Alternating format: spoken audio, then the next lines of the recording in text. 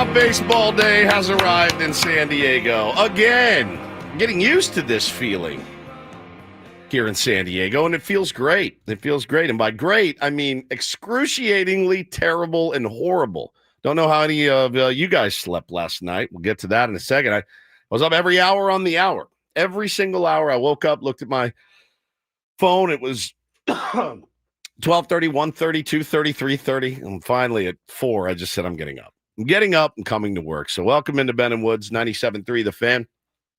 Let's get our let's get our heads right for playoff baseball today at Wrigley Field. I'm Woodsy. To my right, filling in for Paul Rindel is Bald Rindel. Adam Klug, brand manager of 97.3 The Fan. Your hair is coming back in. I'm due for a haircut to make the make the nickname fit. Are you mix it up? I notice. Bald. No, do you usually go? I'm just due for a haircut. Who cuts your hair? Your wife? I do it myself, and my wife. She gets the back finishing touches. Yeah. Do you do Can't you tell that I cut my own hair? I mean, I would too. Just to be fair, I would not go to a barber and be like, "Go ahead, do this." Like a blind guy could cut his own hair if his hair looked like that. I use clippers. It's just one. You go one, no guard. I used to go no guard back when my hair was really, really short. I go with the 2 now. 2 guard. Okay. Leave a little hair on the top. All right. Yeah. I mean, you still got some lettuce up there. You know, I mean, not like the old days. Not like the old days for sure. I get it. Nobody looked like you in the old days. Literally nobody. Well, you and some of the guys in the Commodores looked the exact same back in the 70s. Ben Higgins, your friendly neighborhood sports anchor, joins us. Well, good morning, Benjamin. Good morning. Already seen in the chat. Weird vibe, mucho stress. I feel it too. Yeah, man. It's not a normal day, and you can't treat it like it's a normal day because it's not. It's almost too important. And I get it. I mean, we're either going to be really, really happy in about 10 hours, or we're going to be really, really sad in about 10 hours. And there's really no in between on a day like this. Well, let me try to calm you down, everyone, a little bit. Just remember, it's not over. Today, it's not a one and done. It's not a one and done. So just relax. Yeah. Either way it goes. Don't go too hard if they win. And don't go too sad. Don't be too upset if they lose. Ask yourself, are the San Diego Padres capable of winning 2 out of 3 games? The answer is unequivocally yes. It's unequivocally yes. So that's what I keep thinking. I was walking out the door this morning, and I said to Hannah, I go, this is the best, and it's the worst, and we all know that. And she's like, 3 games. And I go, yeah. And I go, I wonder if it would be better if it was just one. Just one game, winner take all in the first round. Now they did this, right? They used to do it. It was a 1-game wild card. And I think I would have pissed and moaned. You play 162 games and you get down here. I think I like the 3. But is there a huge difference between boiling it down to 1 or boiling it down to 3 is what you're saying? Not much of a difference. It's still baseball's version of a roulette wheel, when you get to the playoffs. And the best team is not going to win every 3-game series. They're just not. When you play a team, 6 times over the course of a year, you're going to win 3, you're going to lose 3, you're going to win 4, you're going to lose 2. It doesn't determine necessarily who the best team is by playing a best of 3 series. But the thing is who plays better this week. And Larry in the chat says, like Ben said before, every team that has won the first game goes on to win the series. Is that true? Every single one? Every single one so far since 2022 when they developed the 3-game wild card series. All right. I mean, again, here we are already thinking we're going to lose the game. But if they do lose the game, who has done better at losing the first game of a 3-game series and winning the next 2 than the San Diego effing Padres this year? Who's been better? Either of you want to call this a must-win game? No, it's not a must-win game. I agree. I would like to win it. It would be great to win it. I like to think of it the other way. If they win, I'll be terrified that they'll still lose the next 2. That's fair. I guess I have to be optimistic that if they lost, they could win the next 2 as well. No question about it. There is a belief in this team. I know there's a belief in the locker room. Certainly, those guys believe in each other. What can you do with the mistakes that the Chicago Cubs make? That's what it boils down to. And can you play clean defense and can you run the bases well? I didn't listen to it entirely, but I saw Todd Strain. He works with Darnay Tripp, my beloved Darnay Tripp. And I saw, how they put out like the video, they're doing a podcast and it has the words over it. So I didn't listen to it, but I saw it. It was like, basically the sentiment was, will all the bunting this year actually help the Padres in the playoffs? And let me say this. when the playoffs get here, you empty the tank. I still don't agree with sacrificing a guy from first to second in a playoff game. I really don't, unless it is absolutely necessary. But giving away those precious outs, I don't necessarily agree with. But, man, if it's first and second, nobody out, and, you want to play for 2 runs with the bullpen that you have, by trying to get guys over, I'm okay with it. I really am. I think that they've employed that strategy so much this year. It's part of who they are and their identity. It could end up helping them win a series. You will not hear any bitching from me if they win games by giving away outs, even actually early in a game, because it's just different in the playoffs. Both Mike Shildt and Manny Machado said similar things yesterday. Mike Shildt saying, hey, we've already normalized playoff baseball. They really have. I think that kind of is a preview that you will see some strategic bunts. Yeah. Maybe 1 or 2 that you're not all that happy about. I don't think early in the game it's still the best strategy, even in a playoff game. But as Manny said, now the goal, like it always is, but especially now, is finding a way to win by 1 run. And whatever way that run comes, if it's on a bunt, if it's on a ground ball that moves a runner over, if it's on a solo home run, he won't, not mad about it. It's just you have to find a way just to win the game. It's not about the long term anymore. It's not about, hey, over the long haul, we keep doing this, we're going to be fine. It's now the short term. It's finding a way. And if it's, hey, taking advantage of an error, if it's moving a runner over from second to third with no outs on a bunt, and that wins you the game, no one's going to complain. See, Sean is calling me out right now. He said, so bunts are okay now. Winning the game is the goal every day. I do agree that trying to win a game is the goal every single day. That being said, in the regular season, guess what exists? Tomorrow. Tomorrow exists. The playoffs are a different animal entirely, which is why, Sean, you see pitchers, hey, man, we just need you for 9 outs. On no planet do you pay a guy $30 million a year to get you 9 outs in the regular season. You just don't.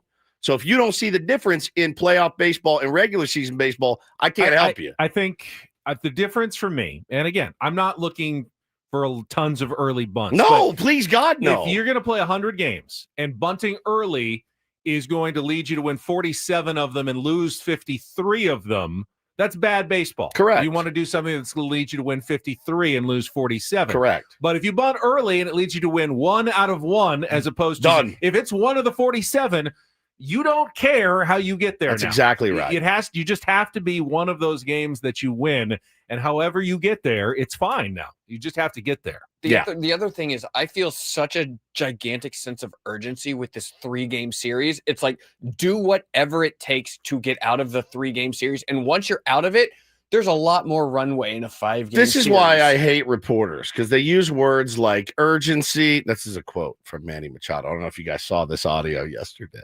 See, you, Adam, now are making... I'm talking about as a fan. I know, as a fan. You're making it bigger than it is. People got really mad at Manny's comments, I did see yesterday or the day before, maybe. When in reality, to me, it does make sense. Like he said essentially, man, and he was smiling when he said, hey, this is why I hate reporters. Because you guys use words like urgency. He goes, it's just baseball. It's just baseball. We catch the ball, we throw the ball, we hit the ball. Not to the fans, it isn't. But that's the thing. It should be. And like it's really the best. It's the only way to play if you're a player. The only way. You cannot be like, you can't be on the toilet like we all are in a playoff game. You just can't. You have to be, hey, this is just another game. Now, I do realize I'm going to Cancun a little earlier than I normally would have if we don't compete well and win. But it's just another baseball game. I still have to catch and throw and hit, right? And so, obviously, he's speaking from a player perspective. But that way, that philosophy is really the best way to not only play baseball, it's the best way to do everything in your life. And I mean everything in your life. I will say, don't make it bigger than it is. Over 162 games, are there going to be an inning or two where you maybe lose focus? No question. Of course, that's going to be the case. And that's okay. But you can't let that happen in a playoff game. But they're not going to. Manny Correct. Machado. He's not going to fall asleep. It's not going to be, it's game 147, and I was just not locked in for a second or two. Yeah, that would be inexcusable in a playoff game. But that's not what he's talking about. He's not saying I can go and chase butterflies around the infield. Right. because it's not that important. It's just baseball. Great mental image. Yeah. Well, he's Coach T-Ball one time. You'll see it. He's saying what you're saying, Woods, and that is the worst thing you can do right now is to try and change everything. You have to play baseball the way that you've been taught it, the way that you've grown up playing it. The right way to play baseball hasn't changed because the regular season changes to the postseason. You could argue that in football or in basketball, they don't give everything the whole time in a regular season because they can't. But in baseball, you're kind of playing the game the whole way through. It's just that's how it is, and they will all be locked in for these games. Yeah, I'm pretty confident that the Padres will be locked in today. Again, doesn't mean you're going to win. It just doesn't mean you're going to win. You're playing at as we learned yesterday, as we knew, but as was confirmed by Jesse Rogers, a volatile park. It's a volatile time of day to play, a volatile baseball park. So weird stuff happens. There's a brick wall out there that's covered with ivy. And if a ball gets smoked into the gap and Gavin Sheets or Jackson Merrill or Fernando Tatis Jr. is running back, there's a brick wall behind them. And they know that that's a brick wall that I'm going to run into any second here. It changes the game. Weird, funky things happen in the playoffs all the time. But I do get the sense that you're going to get the San Diego Padres' best effort. That's one thing I do get the sense. Today, you will get their best effort. But let me ask you a question. You're right. Manny Machado has to treat this just like any other game in order to perform. He's the talent on the field having to perform. But what about Mike Schilt? You think he's going to manage it like it's game 37? He can't. Exactly. That's the point. He can't. He can't. He absolutely. He says he will, but he can't. Competes to win every game in the regular season. So why do things change in the postseason? That's just something you say because that's not true. If you managed every game like the postseason, Mason Miller would have 138 appearances a year. True. You know what I mean? You just can't. It's just something you say. The mentality is there. It's kind of like I heard something once that blew my mind. We're always talking to players, players and kids of any level and the big leagues on down, right? Oppo, get locked in Oppo, the Oppo gap. Oppo is a state of mind. That's all it is. It's a state of mind. You don't actually go up trying to hit the ball in the gap. It's a state of mind. Just like treating this game today like it's just another game, it's just a state of mind. Of course they're nervous. Of course they're excited. They know what the stakes are. It's just a state of mind of, I'm not going to make this any bigger than it is. The skipper, though, has to be on pins and needles. He has to. He has to be thinking 5, 10, 12 moves down the road. But he also has to be careful not to overmanage Correct. And overreact Correct. to these games as well.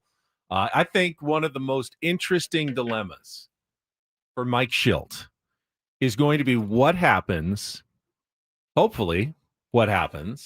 when one of his starting pitchers is pitching well. That's like the worst thing. Like Dylan Cease has been named. It's definitely not the worst Dylan thing. Cease it's the worst thing. Dylan Cease has been named the game 2 starter. If he goes out and throws 3 innings to start the game, what do you do? What do you do in the 4th inning? You'd be crazy to take him out, but if you've looked at his numbers, you'd be crazy to leave him in. What happens if Dylan Cease throws it's the worst perfect thing. innings to start the game tomorrow? It's Context the worst matters, thing. Ben. If you've won game 1 already and you have the lead in game 2, maybe in the 4th or 5th inning, you just bring in the bullpen. Yeah, pull him. And you're did losing, you win you or don't lose do the game same 2 and thing. what score matters. But you'll be second guessed. I mean, like Kevin Cash continually is about Blake Snell years later. What do you do if he's pitching really well? Like I said, it's the worst thing. It's just the worst. It's not, again, it's not 1979 where you're like, hey, bud, I got a starting pitcher. You're going to throw 120 pitches, and I'm going to smoke a cigarette on the bench and wait for you to throw 120 pitches, and we'll see where we are at that point. It's not. I'm just saying it's not worse than him getting shelled. He goes out and throws 3 perfect innings, and then Mike Schultz guys hit 500 off of him in the second time through the lineup. I'm pulling him. Okay, so then do you want to use Michael King as a piggyback? King maybe. for 3 and Cease for 3 and King. There's for a 3? million options, and again, I think it's dumb to play scenarios forward until we've seen what happens tonight. I mean, it just doesn't make any sense. But look, they have the bullpen to get the job done. Will it be deployed correctly is a question you can ask, and we won't know until we see it. Will they be effective? We don't know until we see it. Will the offense be able to score runs? We don't know until we see it. But I'm telling you, my whole thing is do what you have to do to win that game by 1 run. And if that means bunting, yes, do what you have to do, Schulte. But again, against the Rockies in the first inning, when Fernando Tatis Jr. gets a single, I don't want a 3-time batting champion bunting. I don't. You know why? Because it doesn't matter at that point. Like, let that guy swing away, play for a big inning. So it's not the same. Playoff baseball is a totally different animal. And you got to figure, if you got to stick your elbow out and get hit by a pitch, you do what you have to do. So it's going to be so much fun, so excruciating. I am excited there's an early game because it's, kind of gets you in the feel, right? It's going to be Guardians and Tigers at 10 a.m. So you get home or you're at work or whatever, you do get a little taste of, you don't just go in cold, right? Like, you're the first game, you're like, oh, this is untenable. You mentioned leaving work, going for work. Like, bosses have to let people off work for this game, right? At noon. You would think so in San Diego, but I don't know. I don't know. I like the boss who doesn't let his employees. I mean, look, unless you're running a restaurant or something. Yeah, we did this yesterday in the open, and it just would go a long way with me if my boss was like, not you guys, if I had a normal job, that they said, dude, I know you're a Padres fan. Just go watch a game. But do they also let you off tomorrow and Thursday if the game is again at noon? I think it comes back to you. You're taking a vacation week at this point. I think it comes back to no, you vacation month. You work the morning. You work the morning and then go. Hey man, go work from home for the rest of the day if you're able.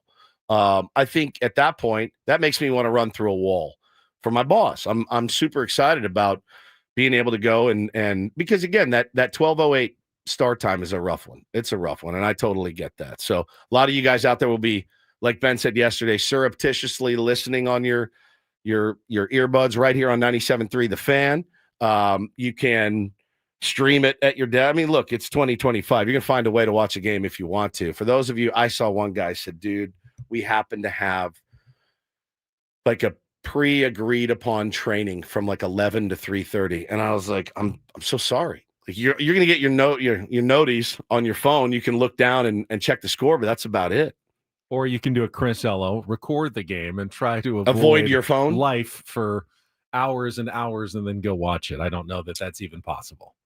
Got in the chat, there's Megan, Paulie's wife, just checking in from headquarters. Thanks, Adam, for letting me have him today. Yeah, Paulie and Megan are moving into a new place today. Very happy for them. I'm happy for them, but I'm also not jealous of them at all because the move is really, really, it's a real stressor. You throw some playoff baseball on top of that, it is about as bad as it gets. Well, I know they're moving kind of down the 15 freeway. Yesterday, there was a plane on that freeway. I didn't see that. Yeah, landed right on the 15, just down here, I think. It was very Everybody close. Okay? Everyone was okay, I believe. It was a nice, safe landing in the middle of the freeway. Just before rush hour, which is usually perfect. Why don't we see how things are going this morning? And we'll set the menu after a quick check of traffic from Kelly Danick here on 97.3 The Fan. From the 855.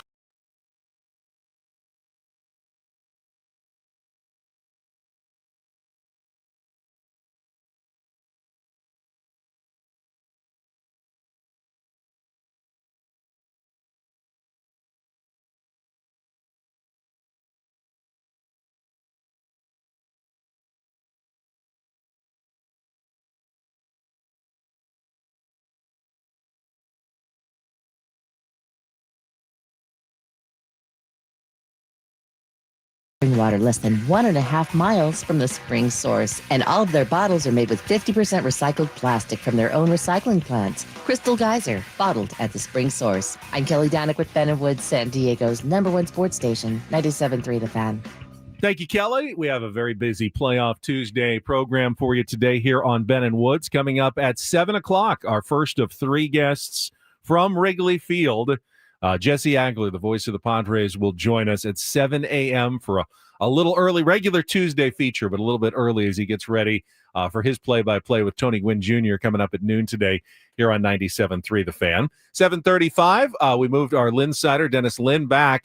Going to talk about his piece on A.J. Preller that dropped yesterday, all the food quirks, the basketball playing, and the little nugget at the end that says, AJ's job status isn't necessarily that firm in San Diego. With 1 year left on his contract, the powers that be are certainly evaluating AJ based on how this postseason goes. And there's no guarantee that AJ is back for the long haul, or even, I guess, next season is a possibility. I'd be surprised, based on what they've done this year. But I think AJ's done a pretty darn good job as general manager. But at some point, you do have to win the championship that you've promised, and you only get so many bites at the apple. So that'll be an interesting topic with Dennis Lin coming up at 7:35. Yeah, it was certainly an interesting topic yesterday. Our man Darren Smith, who we have on every Friday, put out a little audiogram. He did something on his podcast talking about it. And he said, essentially, I don't want to misquote him, but he said he's not going to be surprised if A.J. Preller is not back. And, I was talking to some buddies about it yesterday, and I thought, man, if you had said 5 years ago, I would have said, fine, it's time, right? Like, let's get a new voice. Now I look at it and go, ooh, man, I don't know how I would feel. I don't think I would feel very good at all. There's that line, Ben, of how long do you give somebody to finish the job? And are you headed in the right direction? And there's definitely arrows that point to no, but there's huge arrows that point to yes. The fact that we just won 90 games again for the second year in a row, I think firing your general manager when seemingly, you don't want to say he's figured it out. We do have the worst farm system in baseball, but that's also kind of how we made the playoffs. And we have ultimate confidence in A.J. Preller to rebuild said farm system as he's done every year. I think you would miss him. And I think I'd give the guy another 3 to 5 easily. I wouldn't even think twice about it. If you get rid of him, would another team snatch him up? In a New York minute. That's all you need and to I know. do mean New York minute. Yeah. And I do mean New York. Isn't that all you need to know? In a second. No, I think here's the question that I think you need to have answered. And it's true. A.J. Preller has had a much longer leash than almost every executive in baseball, thanks to one Peter Seidler. Yeah. Who gave him... We thought Peter was crazy, didn't we? Incredibly long leash. But the question that you need to ask is not would he be hired somewhere else, not does he deserve to stay.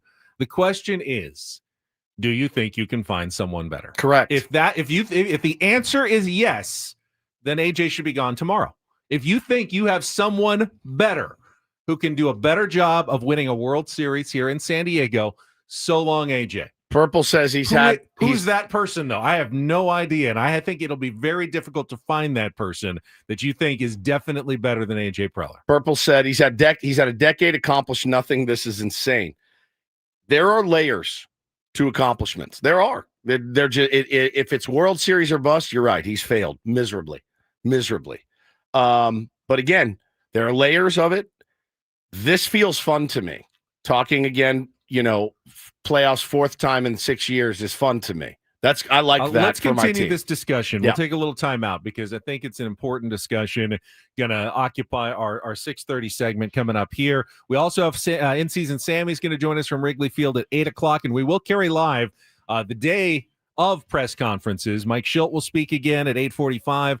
Dylan Cease, the Game 2 starter, is going to talk. Fernando Tatis Jr. is going to talk. That'll all come around the 8:45 to 9:30 window. So we will go live to Wrigley Field for the pregame news conferences from Game 1 of the National League Wildcard Series. Our regular features as well. Don't do this. Take on Woods, chance to qualify for the Sphere tickets at the Eagles in Las Vegas, and more. All coming up on a playoff Tuesday. Big day, San Diego. We're here for you. It's Ben and Woods on San Diego's #1 sports station, 97.3 The Fan. Get it, keep it going.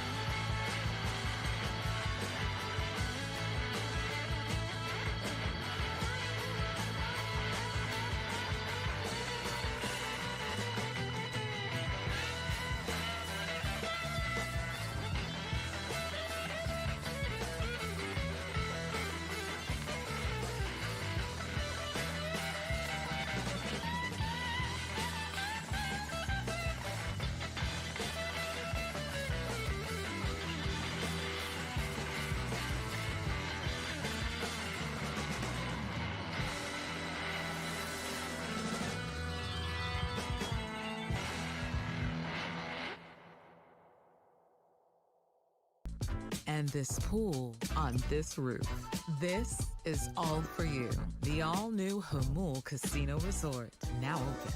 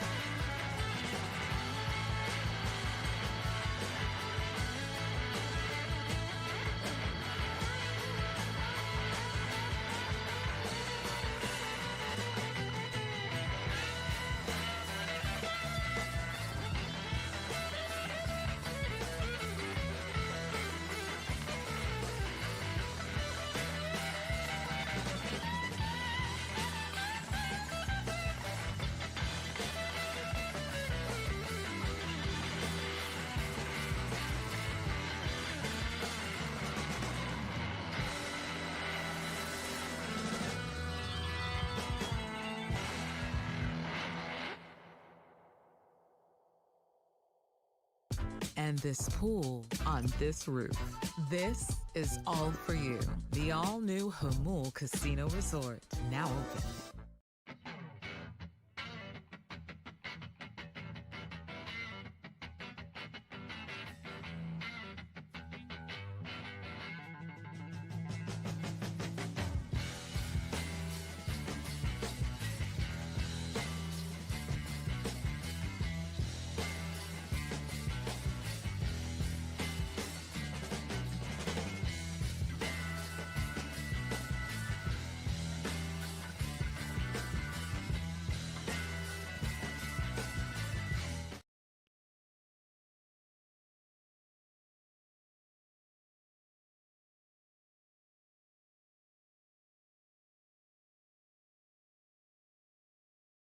How that works out, isn't it? It's the walk-up song for Charlie Blackmon, Padre Killer, for many, many years. Pretty big announcement for Ben and Woods right now. Yes, Tease tomorrow, ahead. big day tomorrow, of course, here at 97.3 The Fan. But part of that big day will include a little postseason analysis in studio from one Buddy Black is going to join us. Charlie Blackmon's old manager. Yep. Yeah. He's going to come in, talk a little playoff baseball, see what Buddy's been up to. Oh, I can't wait. One dude. of the many skippers in baseball who are tier ones. Love having Buddy in and going to show us his love after, of course, he parted ways with the Rockies earlier this year. What does the future have in store for Buddy Black?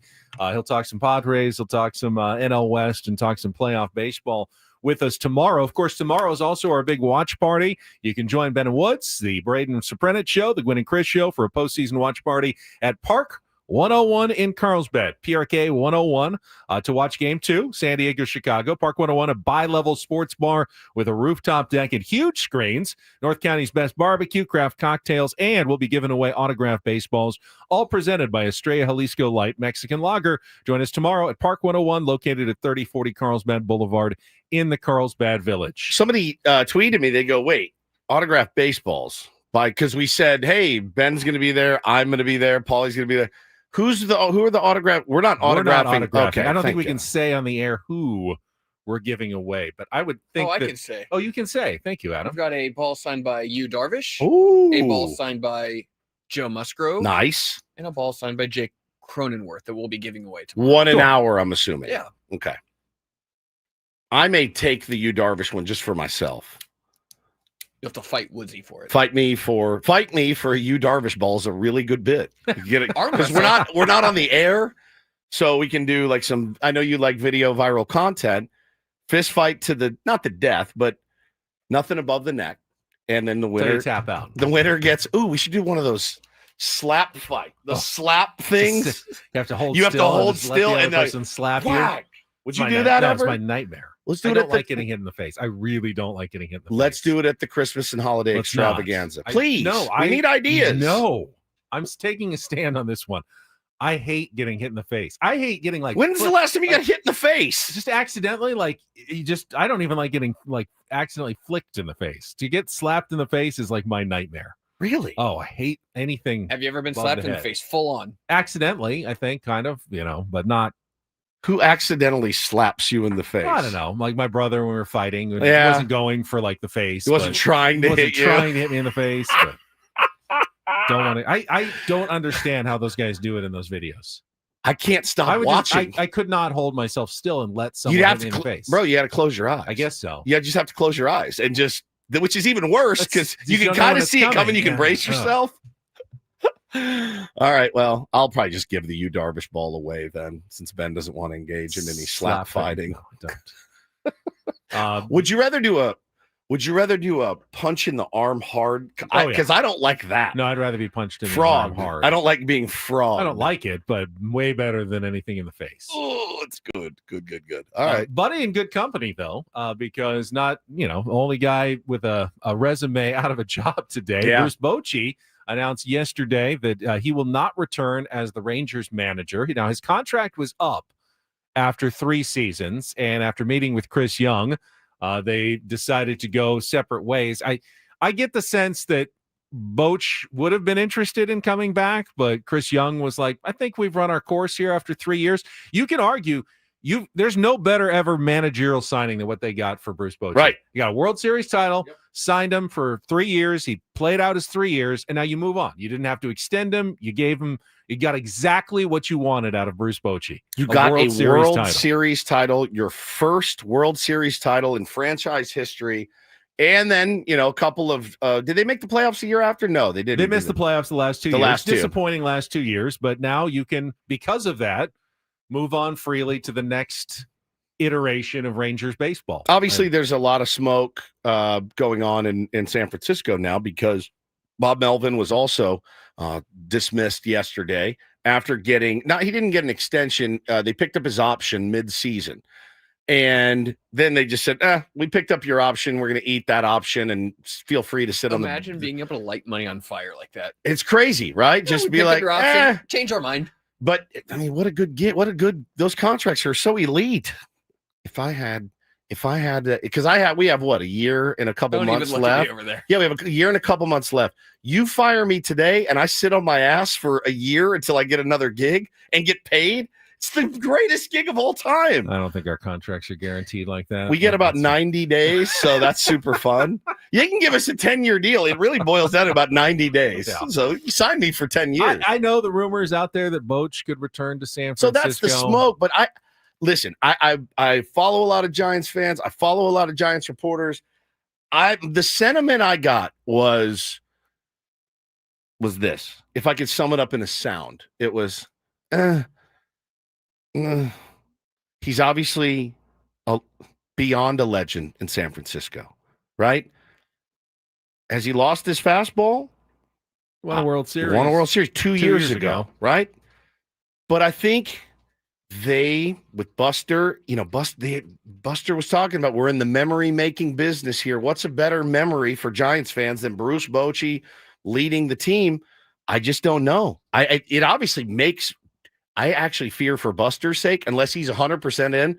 It makes so much sense that he's probably feeling beholden to do it. I'm curious what the real circumstances were leaving the first time for Bruce Bochy in San Francisco. Now, this was before Buster Posey had taken over as president of baseball operations. It was framed as Boch retiring, like he needed to step away, health.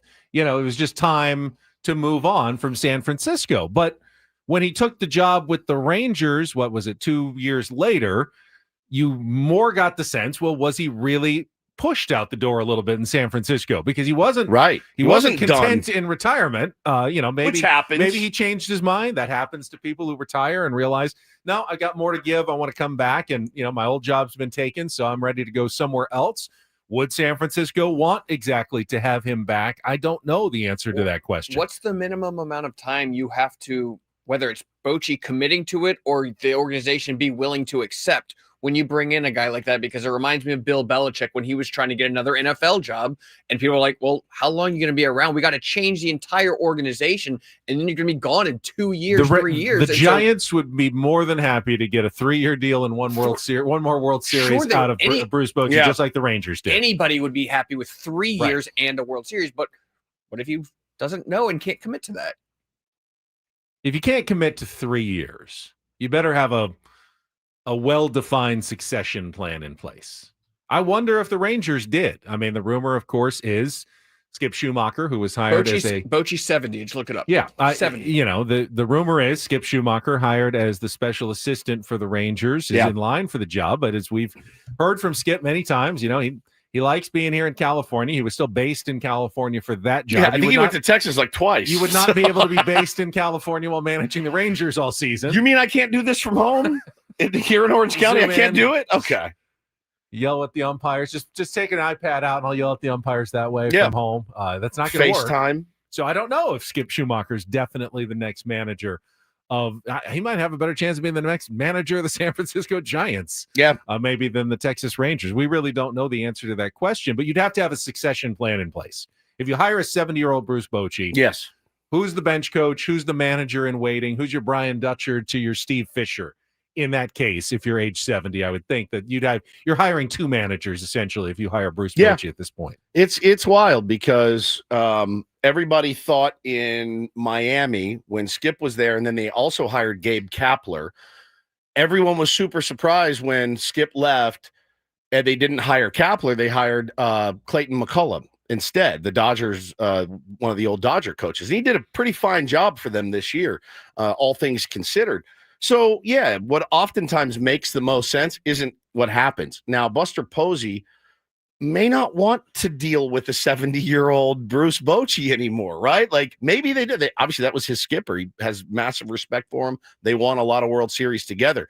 I wonder if Buster has that nagging, gnawing feeling where it's like, okay, like, I guess I kind of have to do this now. Like, everybody expects me to do it. I kind of have to do it. But again, it's up to Boch if he wants to keep going. And again, Buddy Black was a name I saw thrown out yesterday for the Giants as well.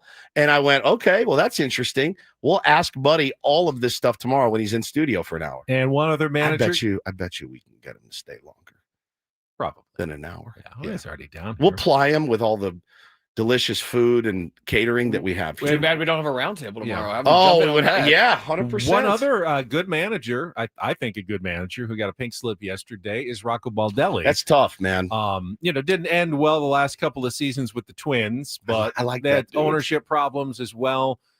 Just really good baseball guy. Everyone speaks so highly of Rocco, and I do believe he will get another job. Will it be this offseason? I'm not sure, but I don't think you've seen the last of Rocco Baldelli as a major league manager. So those were the Black Monday moves yesterday in Major League Baseball. We will talk more about AJ Preller's status and whether he could be, worried about losing his job coming up right after a check of traffic here on 97.3 The Fan.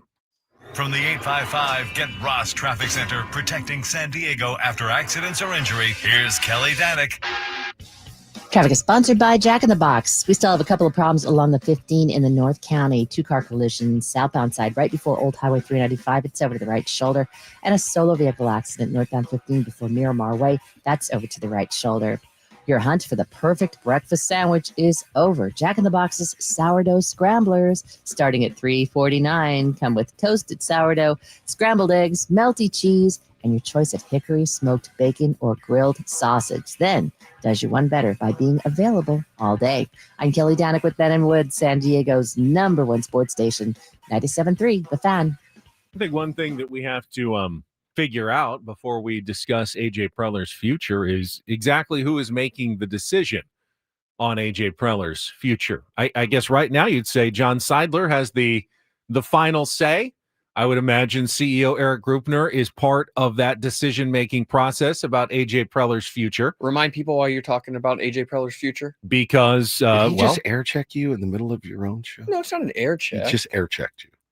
Reset, Ben. Does that bring back bad memories Dennis from Mighty Lin, 1090? Dennis Lin from The Athletic, who's going to join us at 7:35, wrote about AJ Preller extensively yesterday, including talk that his future with the San Diego Padres is less than secure with 1 year left on his deal. And AJ himself deflected questions on the last homestand about a possible extension, said, hey, we're not talking about that right now. We're not focused on that right now. Keep our focus on the field. I don't know if that's smoke or not, or simply good GMing to, not talk about yourself at an important part of the season. But the questions will remain until AJ Preller gets an extension. And then our friend Darren Smith on his podcast, laid out a scenario where he thinks AJ Preller's job is very much in jeopardy, possibly this season if the Padres make a quick exit in the postseason. A disappointing end for, a second year in a row in the playoffs. So I think the first thing you have to do is who's making that call? John Seidler, Eric Grupner, are they the ones that are probably making that call? Remember, we still have the lawsuit that we haven't heard about in months since before the season involving ownership of the San Diego Padres in probate court. I don't think it's moved along much, but it hasn't gone away either. I do know that, I think Shields, Seidler, and AJ have been pretty close based on what I've seen over the years. I don't know if that affects AJ's future at all as well. So who makes that decision is the first question. Now, if it's ownership and it's John Seidler, would you guys agree that there's a lot of owners around baseball who would go and look at the job that AJ Preller has done and go, yeah, he didn't win a World Series, but man, they sell out every single game at Petco Park. I wish my GM could put together a team that sells out my ballpark every single game. To me, that looks like he's the most successful general manager in baseball because I'm the owner. And while I'd love to win a World Series, I'd love to win a World Series because, well, that should fill my ballpark. But he's doing it without even winning the World Series. That's interesting. Doesn't that make AJ Preller more successful than any other general manager in baseball? If that's ultimately, it's a business, right? And if you're getting tons of people in the door, you're successful in what you're doing as a business leader. 72, 73 sellouts this year? 72? 72 sellouts this year? I mean, that's no joke, man. That's no joke. And you're right. You're telling me Bob Nutting wouldn't want 73 sellouts in Pittsburgh, and he might not be able to stomach how they got there by spending some money, but the Baltimore Orioles with all their young talent, that they refuse to trade. I mean, what would the Orioles look like right now if AJ Preller was the GM the last 2 seasons? They'd be in the postseason today, bar none. No doubt. Unequivocally. In the postseason today, if AJ Preller had taken over the Baltimore Orioles job after the disappointing 2023 season here, where all the high-paid stars refused to win and make the playoffs, he gets canned. Baltimore hires him. They're in the postseason today as one of the favorites. Guaranteed. I would put my house on it, right? With all that talent that he could have traded away, built a roster, money to spend, there's no question. There's no question. He gets snatched up, Ben. If he's fired at 5, he's on the phone by 6, working out a new deal with Boston, with New York. Somebody will hire that guy ASAP. 5 years ago, if you had said it's time for a new voice, and I think maybe we did 5 years ago, I said I agree. I do agree. Over these 5 years, I have seen some playoff teams. I've seen really good runs. At some point, it has to be on the players. It really is always on the players. AJ has had resources, certainly. He's also been able to squeeze the rag of resources better than anybody else has been able to do it, in my opinion. When they've limited his resources, he still found a way to get it done. He still finds a way to get good talent here through his laborious scouting and his detail-oriented scouting. Remember, payroll went down after 2023 considerably, and AJ put the win total up. Yes. 2 back-to-back 90-plus win seasons after having his payroll slashed after 2023. And so, again, man, listen, I think for all of it, we're probably all better at our jobs in year 10 than we were in year 1. We are. We've learned. We have a little bit more wisdom. I think it would be malpractice to let this guy go right now. I really do. I really do. And I hope he stays. And I know that, the World Series or bust. I am a World Series or bust guy. He has not gotten the job done. And he would be the first guy to tell you we haven't gotten the job done there. But I think to start from ground zero. Well, again, the question is, who are you going to hire that you think is better? Are you giving a green assistant GM their first shot? Some kid out of Yale or something. And then we have to go through another 6 years of learning process while he gets his feet under him and figures out, to get to the level where AJ Preller got to after so many years. I don't know that I want that. Matty says AJ has his hooks deep in the morning show. Matty, he doesn't even like us. All right. So we don't really have that kind of relationship. But that's not it at all. Really. It's like I watch this and I go, I start to like the guy more and more every time I talk to him. And I start to appreciate the job that he's done more and more. There's an absolute chance that the bottom falls out in the next couple of years. I mean, the farm system runs dry. 100%. The aging players who have been signed to mega deals, drop significantly in production. Absolutely. There is a scenario where the Padres become a sub 500 team for a couple of years and you get some dark days ahead. And that would be on AJ Preller. That one thing that he's been trying to do sustainable, but he's been robbing Peter to pay Paul. Literally for a while, he was robbing Peter Seidler, to pay to Paul. play Manny and pay you and to pay Fernando. He was robbing Peter to pay all of them. And at some point, the bill does become due. Now, he also continues to reload the farm system every single time with new talent that he can then trade away for controllable players. I mean, I thought next year was going to be trouble, but now, Ramon Laureano is coming back. Nick Pivetta is, signed for next year. Joe Musgrove should be back next year. Next year looks pretty promising for the San Diego Padres. I mean, we're not done with this year, but I'm certainly not thinking next year is the year the bottom drops out. He keeps pushing that window further open and continues to keep it open down the line. So he's doing something right. Who's the best general manager in baseball? Should be an easy. We cover baseball for a living. Who is the best general manager in the game of baseball today? Should be an easy one. It's not an easy one. Exactly. Who's the best? Is it Andrew Friedman? It's got to be Andrew Friedman because nobody would resources than God. Nobody would sign Tanner Scott to a $72 million deal. Wait, Andrew Friedman did. Nobody would not bolster their bullpen at the deadline with a glut of prospects to choose from. Oh, wait, Andrew Friedman did. He makes great moves. He also has unlimited resources. Unlimited. He can make any move he wants on the planet. GM. Well, they seem to be. He's pretty good. He's doing a pretty good job. Yeah. He's Chris Antonetti, maybe. Does that sound right? He's really good. He's good. Is he the best? How many World Series has he won? Matt Arnold. Who's Chris Antonetti? Is it their old one? I think he's in Cleveland. Oh, Cleveland. Another good one. And who does a good Another job. good one. Again, with limited resources. So, again, it's kind of a tough question to answer. Before we go, as we head to the top of the hour, we got a giveaway early in the show today. We got tickets for the NBA exhibition game coming up this weekend. Nuggets, Timberwolves at Pechanga Arena on October 4th. If you want to win, call right now. Sixth caller, 833-288-0973. 833-288-0973. Tickets on sale now at AXS.com. Nuggets, Timberwolves will be back next on The Fan.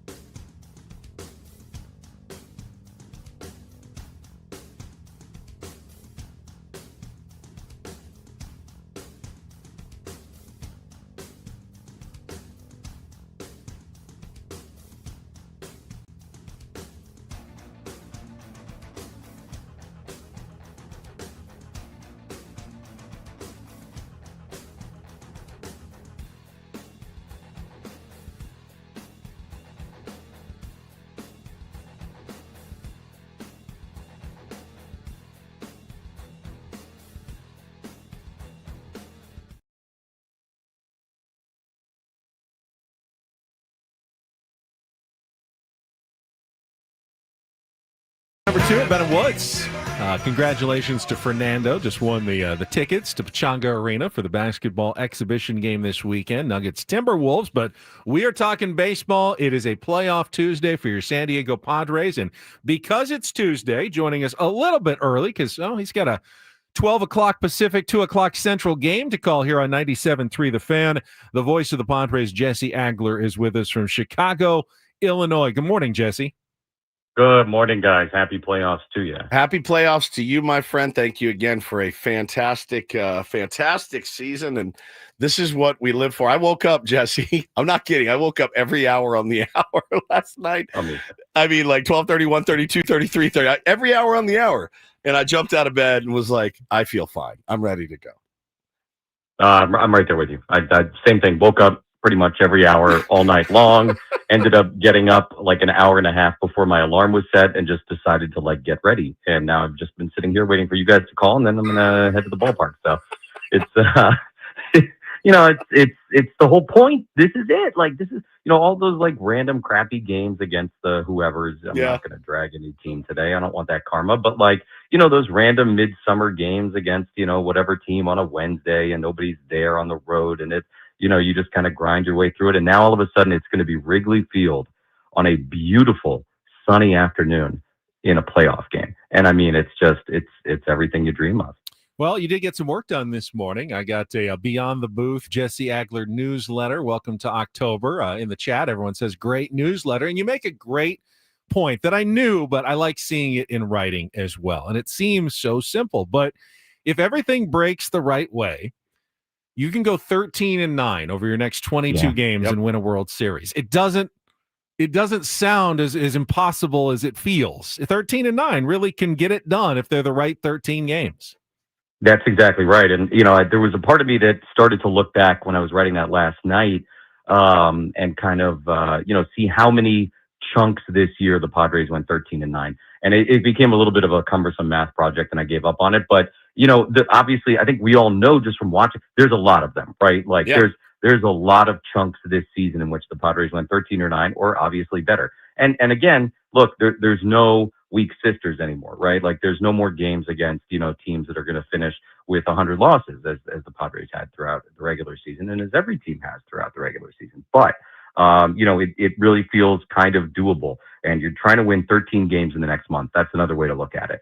And if you do that, you're going to accomplish something that's never been accomplished here. And we are going to have quite a party downtown.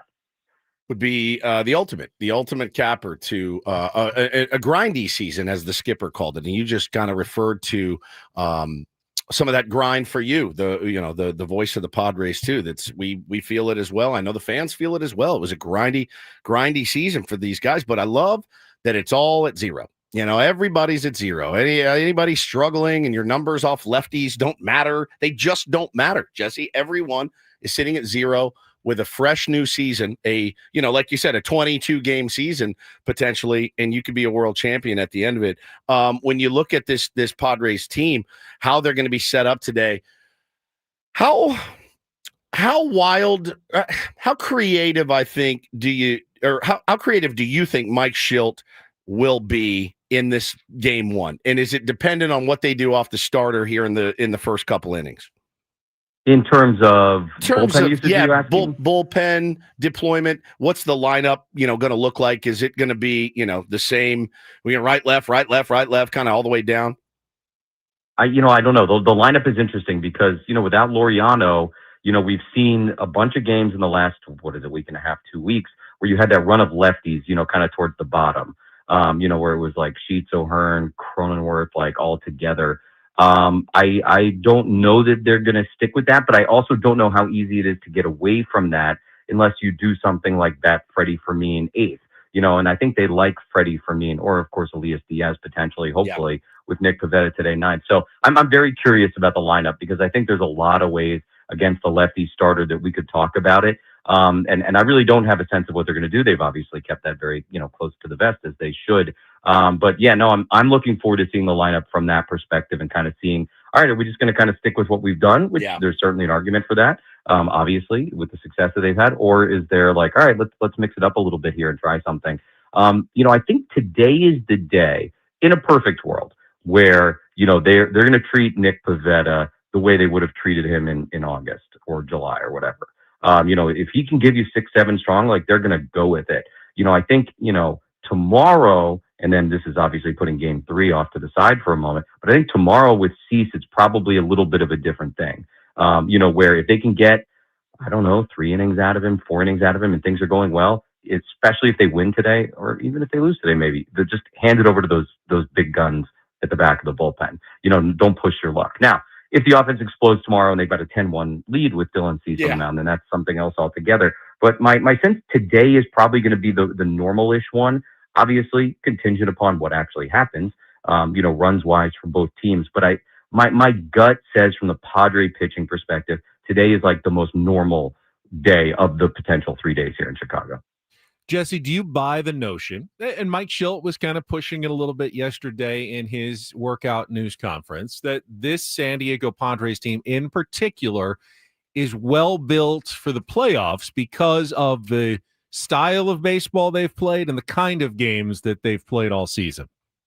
Yeah, I mean, that goes back to the grindy thing, we were just talking about. And, Tony and I started saying on the air, probably in June, man, nothing has come easy for this team this year. You think about the heart of this season, and it seemed like every game was close. Remember, you're running Jason Adam out there every single night, it felt like, all year long, because the game called for it. And, I do think there's something to being battle tested. I do think there's something to being comfortable in those one-run games. They've got about as many wins as any team, that the Padres have ever had coming back from 2 or more runs. So they're okay in those spots. They're battle tested. They're experienced in those spots. They know how to win a grindy game. If, as we all know, there's a situation that calls for a bunt, they're more than comfortable doing that. Indeed. All those things, matter come here. So yes, I do think if you get into one of those situations, there's an advantage for this Padre team because as Schilt said, and I like this, all that stuff has been normalized for this team. Playing those kinds of games is just sort of what they've done all year long. But look, here's the thing. If your starting pitching gets knocked around, or if you knock around their starting pitching, then that stuff doesn't matter. But if you do end up in a situation, where any of these games look a lot like so many of the games that were played this year, yeah, you do like the fact that they have a lot of experience in those kinds of games and that they've had a lot of success in those kinds of games. No question. Talking to our pal Jesse Agler, voice of the Padres here on Ben and Woods this morning, talked to another pal in Chicago, Jesse Rogers, yesterday. And he said, I love the word. He said, man, it's Wrigley Field. This time of day is volatile. It's a volatile ballpark. The shadows are going to be crazy. The wind, all of that. I don't know what the wind conditions are. You're not at the ballpark yet either. I did get a forecast yesterday from Megan Perry. Should be blowing in, but very gently. Okay. 5 to 10 miles an hour, but nothing that should cause Nick Pivetta any serious alarm based on the forecast. Yeah. Yesterday it was not. Sorry, I thought it was. The question never gonna kind be of. There was no question there. there. Just kind We were just doing statements. It's Wrigley Field. Your experience is at Wrigley Field. We'll do a statement, and then you do a statement after. Like a press conference. Yes, exactly. It's gorgeous. Yesterday when we were at the ballpark, the wind very gentle. But 5 to 10 in that building, swirling, brick wall, ivy, weird corners. Mike Schultz said it yesterday. There's no place that plays weirder than Wrigley Field. Yeah. And you're right. There's going to be shadows probably come like 5th inning or so. That is going to be a thing. It's a 2:08 start local time. So yeah, by the 5th or 6th inning, you got to imagine that shadow is going to be around home plate. There's going to be, potential sun issues, in terms of balls in the air. The wind will do something at some point today. So look, there's no doubt, this is something to keep in mind and keep an eye on.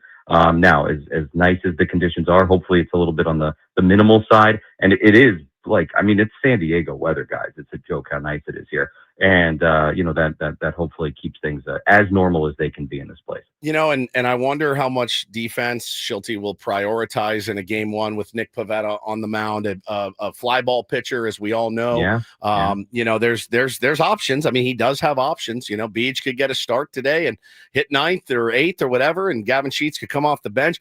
You just never know. Like you said, the lineup speculation is making me insane. When will it be out? It won't be out till we're well off the air, right? More than likely. So what is it? Right before the end of the show, it might come out while you're on the air. While we're on the air. It might come out while you're on the air. The line, I mean, the they're roster has to be taking set in 50 minutes, I believe. Yeah. 8 a.m. Pacific, 10 o'clock Central, correct? The roster at the top of the next hour. And then the Padres are taking batting practice at 10:25 San Diego time. I would say that would be the latest the lineup would come out. Yeah. But I don't know. I don't know if it might be before that. Everything's a little bit different in the postseason. It's not as predictable. The rhythm of the regular season is very different than the postseason. So I don't have a great answer for you on that. I don't remember from years past around what time the lineup was released. But you're right. I mean, that's one of the big questions too. Is it a Bryce Johnson day for defense and left field? We'll find out eventually, and we'll see how it goes. Fun pitching matchup too, really is. Yeah, so very much. It's good stuff, man. One that we've seen already twice this year, which is kind of funny. Pivetta against Boyd, 1-1. They both split 2 games against each other. So Here we go, the decisive game 3 and the game 1 of the series. One more thing for me, Jesse. Manny Machado said yesterday that he doesn't really change much. A playoff game, a regular season game. Baseball is baseball. He's going to approach it like he always does. What about for Jesse Agler? Broadcast wise, is this just a same approach as a regular season game? Do you do anything differently? Can you up your game at all for a postseason matchup? Yeah, it's a little different. For one, I think that you're giving some different information than you'd be giving in a regular season game. So I mean, I spent much of the last couple of days kind of organizing everybody's, postseason histories and their careers and, things that guys have done in the playoffs or not done in the playoffs, because I think that is a fun kind of talking point. There's also, I think, some more broader, big picture storylines, you like to dive into and kind of really paint the picture of the Cubs season for the Padre audience, because again, we haven't seen them since April, and, kind of contextualize this matchup in a simple but still sort of comprehensive way. And then look, the reality is, the energy is up. You're gonna get a little bit of a turned up version, I think. As long as it's not a blowout situation, at least. And, the fun thing about the playoffs is it's like every pitch matters.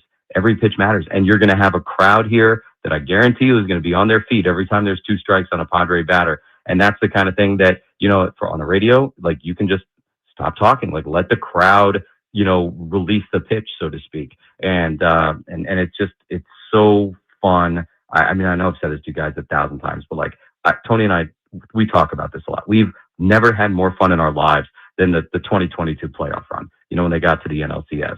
And it's just so special. And to be able to be at a place like this, if we're not going to be at home, Wrigley is a pretty great, option B. And hopefully there will be postseason baseball again at Petco Park this year. Just can't believe that there's a chance it won't come to Petco Park, so I have to believe that it will. Believe that it will. And the Padres will win this series and get us back for a home game next week. Jesse, have a great broadcast next 2 days, 3 days, whatever it is, and hopefully we will see you at Petco Park sometime next week, Wednesday, I guess it would be, for Game 3 of the NLDS.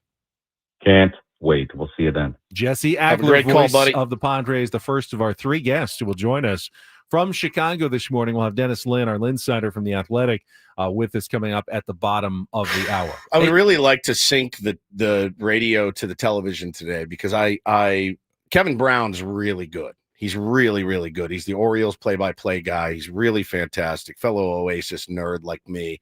But we got Jessica Mendoza there, Dodgers employee, calling that game as well. I don't really want to listen to it. They don't put Don Orsillo calling Dodger games. I don't know why I'm subjected to. They do sometimes. Nah, I mean on TBS rarely, not in the playoffs. They might, because the TBS has the NL. I don't know if Don's doing any of the games, but TBS will have NL playoff games going forward. Got to listen to literal Dodger loving. I don't know if Don is working the postseason or not. If he is, there's a chance he could do Padres games going forward, which would be really cool.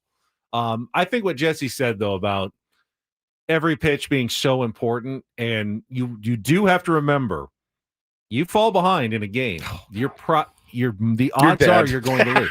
That's not true. Now That's teams come from behind all the time, but the odds are the team that scores first goes on to win the majority of games. So, yeah, a first inning run is very important in a game like this. It's not first licks, it's not baby. a death sentence, but the fact that the Padres have an opportunity to go out in the top of the first inning, score a couple, in a kind of an electric environment. Matthew Boyd, it does not have a lot of postseason experience. I think he said yesterday, I got like one out. I waited 8 years to get to the postseason. When I got there, I got one out.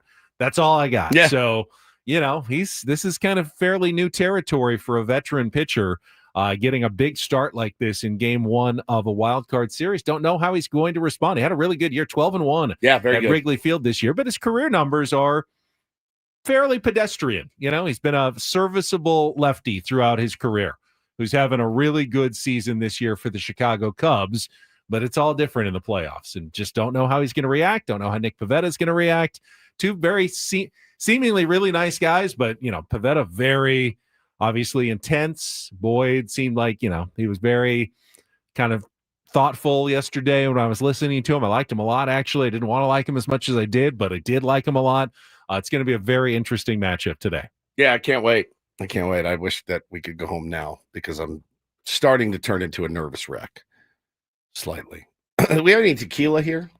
Use a shot. Santo? Santo would be Santo great. Tequila. Did Sammy Hagar leave us anything? There Justin, might be some in the back. Paulie is okay. Paulie's moving today. It was a scheduled move for months. Just so happened to fall today. So Paulie is okay. Adam's filling in for Paulie, but Paulie will be back tomorrow. He will be at the watch party as well. So Paulie is doing great. Yeah, just a reminder, we will be out there tomorrow at Park 101 in Carlsbad to watch Game 2 of the series. Park 101, bi-level sports bar, a rooftop deck. You walked by at that time and said, hey, well, this looks like a cool place. We will be there. Huge screens, barbecue, craft cocktails, and again, autographed baseballs to give away from you, Darvish. We've got Jake Cronenworth and Joe Musgrove, I believe, were the three that were told to us. It's all presented by Estrella Jalisco Light Mexican Lager. Tomorrow, Park 101 at 3040 Carlsbad Boulevard in the Carlsbad Village. All right, we'll come back with a little Don't Do This. We didn't get to this yesterday. We should have. It was really good. One of the more awkward halftime interviews you've seen in the NFL. That and a really cool, I'm sure you've seen it by now, hype video from the Padres starring one Jake Peavy. We'll have that for you coming up next year after traffic on 97.3 The Fan. But first, let me tell all of our beloved Tier 1s about all the great work they're doing over at Loan Pronto right now. If you're trapped in that high rate, high interest mortgage, I can certainly help you. I can't, but Loan Pronto, I can steer you in the right direction. The fine people over at Loan Pronto. Look, rates are they can get high at times. You want to make sure you can lock in a lower rate. You absolutely can with Loan Pronto. Lowest mortgage rates in 3 years. Their rate reduction home loan program. Streamlined, low-cost way. Slash those house payments by hundreds of dollars a month. Lock in that fixed rate. Low as 4.99% APR. Close in as little as 2 weeks. Lower payments, more money in your pocket. Fresh start with a better mortgage. 619-207-4336 or go to loanpronto.com. Lock in the new low rate. Skip those next 2 payments. Don't let high rates hold you back. 619-207-4336 or go to loanpronto.com right now. Equal housing lender, NMLS 1661781. Subject to lender approval. NMLSconsumeraccess.org.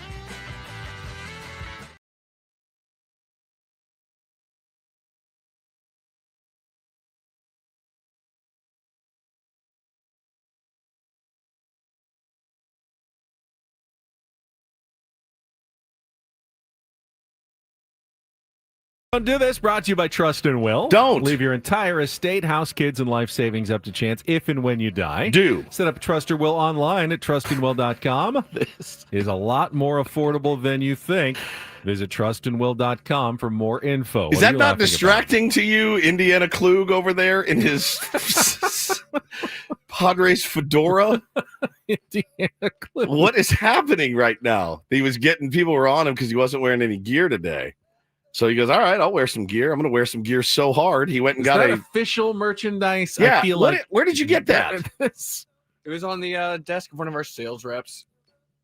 It's for those not Panama hat. It's a fatigue green Panama hat with a Padres logo on it. I call it the woman repeller, is what it is. Holy cow. That is something else. All right. Well, at least you have your gear on now. Go ahead, Benjamin. All right. Let's start. We actually kind of missed it over the weekend, but it was definitely a don't do this moment from the NFL. Did anyone catch the halftime interview on CBS with new Chicago Bears head coach Ben Johnson with his team trailing at halftime? Adam, can you play this for us? Your offense has struggled to take advantage of those takeaways. Yeah. Okay, so what did you tell them to get things going? That it wasn't our brand of football. We're capable of a lot more, and so we're hitting the reset button here at halftime, and we're going to come back and establish our identity here in the second half. You need to change what you're doing. I don't know. You think so? We're going to be just fine.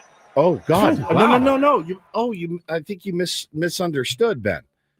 She asked the question, so you need to change what you're doing. There was an inflection. Do you need to change what you're doing? I think it was either so or do. It doesn't really matter. So you need to change what you're doing, or do you need to change what you're doing? And he goes, oh, what? Do you think so? He got all upset. It was neither of them with 14-9, but they weren't getting blown out at the half. Neither of them with great mic work there, by the way. So Johnson did address the situation yesterday and expressed some regret about how he said, I didn't like how I sounded. It was definitely aggressive, hostile. That was the sideline reporter Aditi Kinkabwala from CBS Sports who was conducting the interview about, the offense struggling, and then so you need to change things in the second half. And he said, I didn't hear it as a question. I thought she was yelling, you need to change things in the second half. And then I reacted poorly to what I thought was more of an accusation than a question. But after watching it again, he said, I need to be better and not have such a curt response. I did not handle that properly. Yeah, it was again, I think it was kind of lost in translation a little bit. You know what I mean? They were kind of talking over each other and couldn't really hear, but listen, it happens to everybody. This was a pretty crazy story we saw over the weekend. The Pittsburgh Steelers took on, who did they play? The Vikings out in Dublin, Ireland, yes. Dublin, Ireland. And pretty wild incident with backup quarterback Skylar Thompson was robbed and mugged in Dublin, the night before the game. Now, what I didn't know was that he was out kind of walking the streets at 3 a.m. in Dublin, which, by the way, go to a new, different country, city. My guess is he wasn't just out for a midnight stroll, right? Just probably been out for a while and was kind of walking around the streets of Dublin, and he happened upon some people that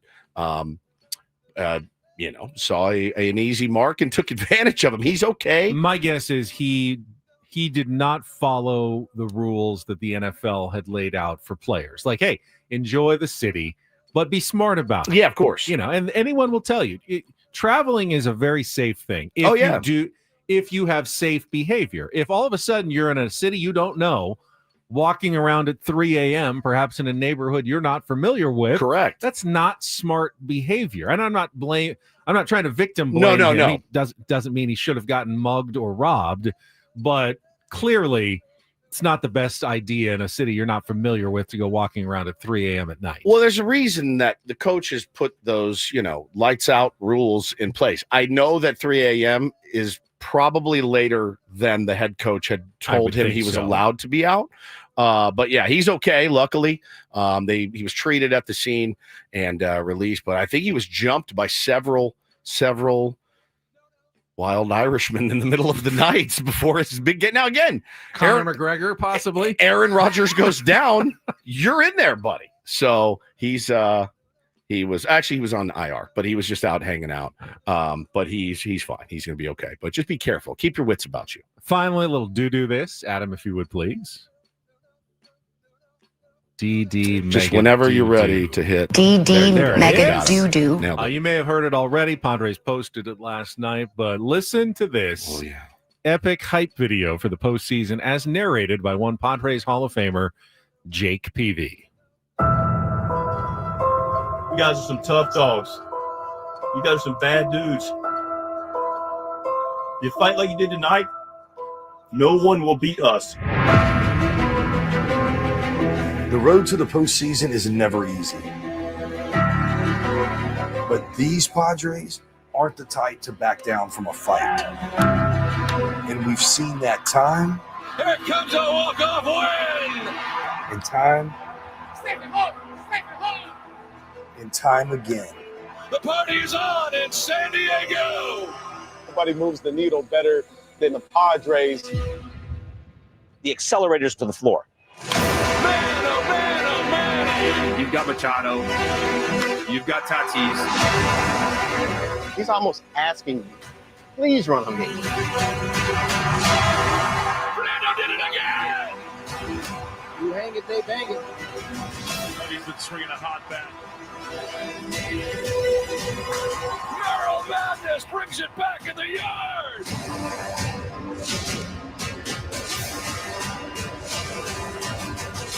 The journey starts now, San Diego. It's time to fight for the faithful. Chill someone right now. That was good. That was really, really good. Jake's got a future in this business. That was some A-plus narration. So For the Faithful is now Fight for the Faithful. Fight for the faithful in the postseason. Yeah, I got goosebumps from that for sure. What do you say after that? Just get it done. That was Don't and Do This for a Tuesday. Yep. That was Don't Do This with Ben and Woods on 97.3 The Fan. So we've got Dennis Lin's going to join us from The Athletic. Woods also, Adam, you didn't know this, but while you were gone getting your new hat, he was rifling over by your lunchbox and wants to know what you brought in your lunchbox to work today. I saw your lunchbox. What is that? I didn't rifle through. Well, if that doesn't sound like a tease for later, we go through Adam's lunchbox. We're going to go through Adam's lunchbox a little bit later as well. It's all coming up. Brings his lunchbox to work with Ben and Woods on San Diego's #1 sports station, 97.3 The Fan. First, though, if you're watching playoff baseball today, you can do it with Prize Picks and set your own daily fantasy lineups. Just like the manager is setting a lineup, you can set your own lineups. All 4 games today, there'll be players on every team, including your favorites like Manny Machado, Fernando Tatis Jr., Luis Arraez, and you're just picking against the number stat projections. So Luis Arraez, more or less than, say, 1 hit. You can pick that, add it to a lineup, and win real money. I mean, you're watching this team. You know it pretty well.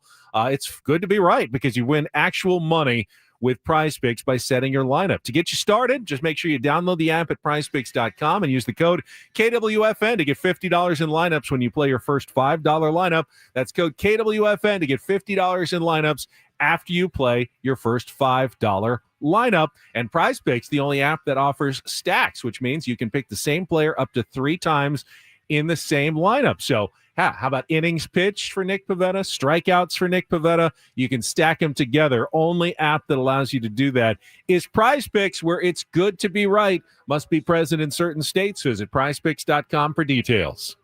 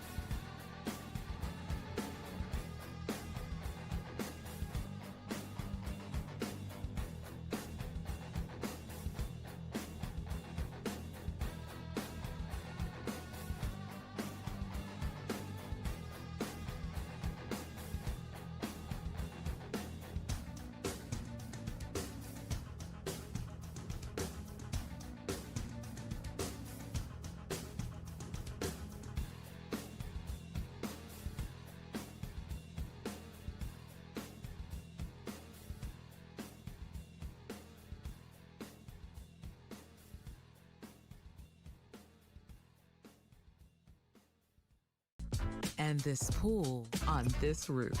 This is all for you. The all-new Hamul Casino Resort, now open.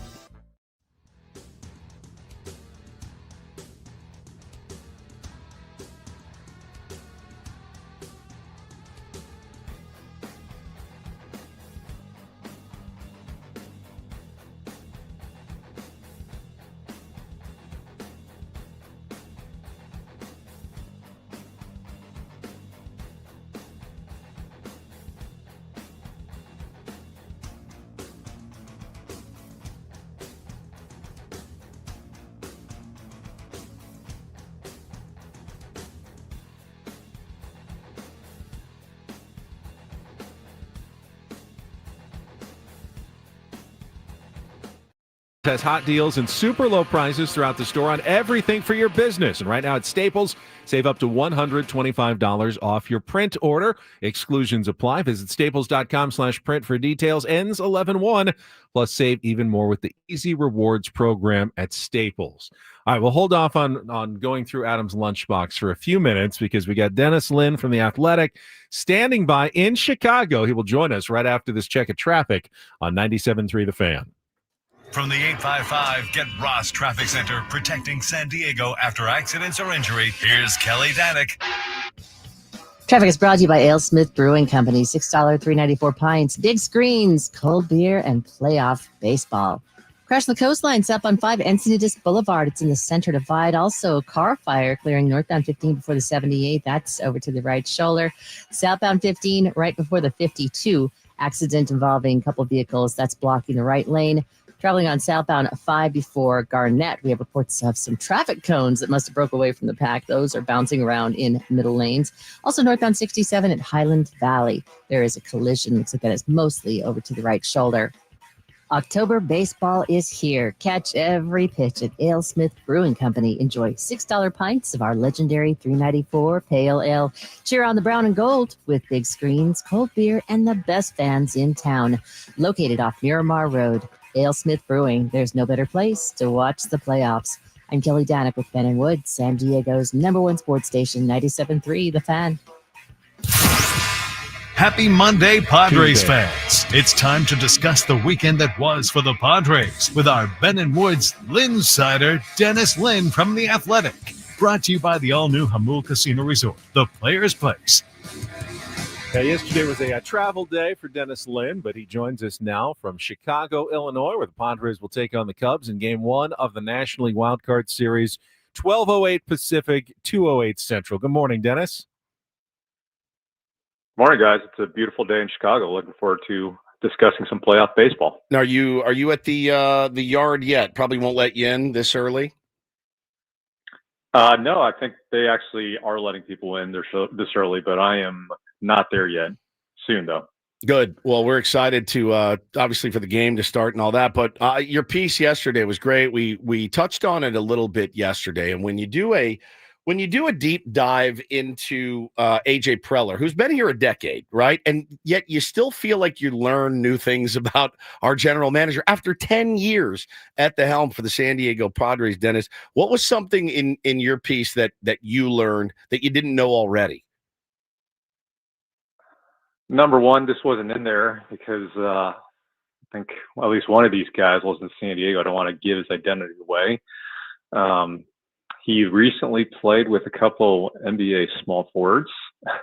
So on the basketball court, that is, not baseball, obviously. He's very serious about, I mean, we've all known this, I think, right in San Diego, that AJ Preller outside of baseball only hoops, and that's pretty much it. Doesn't really sleep much. But the hooping is even more serious than I thought going into this reporting process. So yeah, that's kind of his only release valve, and seems like he's had a lot of injuries the last few years as he's gotten older. So I know there's been at least one torn meniscus that he's played through. But yeah, this is a guy who just if you watch him on the play in the basketball court, you understand why he kind of operates the way he does in the baseball field, and it's kind of a really interesting offseason for him, right? He's got the final year of his contract coming up, but he's the guy who shot his shot at the trade deadline and might be the person most responsible for the fact that the Padres are still here, because without all those trades, especially Mason Miller, at the deadline, now replacing Jason Adam, and I don't think there's any replacing Mason Miller. He might be the best reliever in baseball right now. I think it explains why the Padres are where they are right now. I actually knew most of the basketball stuff, Dennis, because my brother is one of his pickup cronies who gets the texts at like 2 a.m., like show up at 6 at the Y, we got a game. So I knew about some of those stories. What I didn't know about, though, and I think this was incredible journalism, AJ's eating habits. Now, I know you can't give up your sources, but how did you get all the information about the barbecue sauce and the ketchup? Manny and Jake were very forthcoming tenders. with the barbecue and ketchup stuff. So they had no problem calling him a weirdo for him eating like my 7-year-old. Yeah, the fact that his own players are so willing and I guess comfortable in roasting him on the record tells you he does have a different kind of relationship than most GMs do with their players. But the eating habits have actually been like widely known, I think, at least in San Diego circles, Padres circles, for probably close to a decade. I mean, I've heard stories about AJ putting ketchup on filet mignon sitting next to Sandy Koufax at a dinner. I wonder what Sandy thought of that. But yeah, that's. I mean, the guy's awake all the time, so he probably spends more hours eating than the average human. And there are just people throughout the years who have witnessed AJ's eating habits, and they are very different, as you can tell. Talking to Dennis Lin from The Athletic, I remember vividly a conversation that this show had maybe 5 years ago, I would say is probably accurate, where we would sit in here and go, man, the major league roster is really suffering, and this guy is on some backfield, in Jupiter, Florida, looking at some player. Like, we need a general manager that's focused on the big league roster. He's found a way, I think, Dennis, to do both now, because the major league roster the last few seasons has really been good. I mean, it's a good major league roster. Is it perfect? No, but no roster is. I think he's kind of learned now that he can do both. Is that a fair assessment? Because that was a knock on him, 5 years ago, at least from this show. And I heard it from other people too. Like, this guy needs to be focused on winning baseball for the Padres. And I don't think you could question his focus on the big league roster these days. Yeah, I think he's focused on everything, which might have been the challenge for a lot of years. I mean, when you're first starting out as a GM and you're trying to build something from the ground up, there's going to be a lot of things pulling your attention. And again, because he sleeps maybe 3 hours a night, he's got a lot of time to do these things, but he does try to be, it seems like, everywhere all at once. And that can be a tough thing when the major league roster is not playing well, and maybe you're in Japan scouting some 16-year-old. But I think, yeah, the last couple of years, it's just probably been slightly easier. I mean, we all know how things with him and Bob Melvin ended.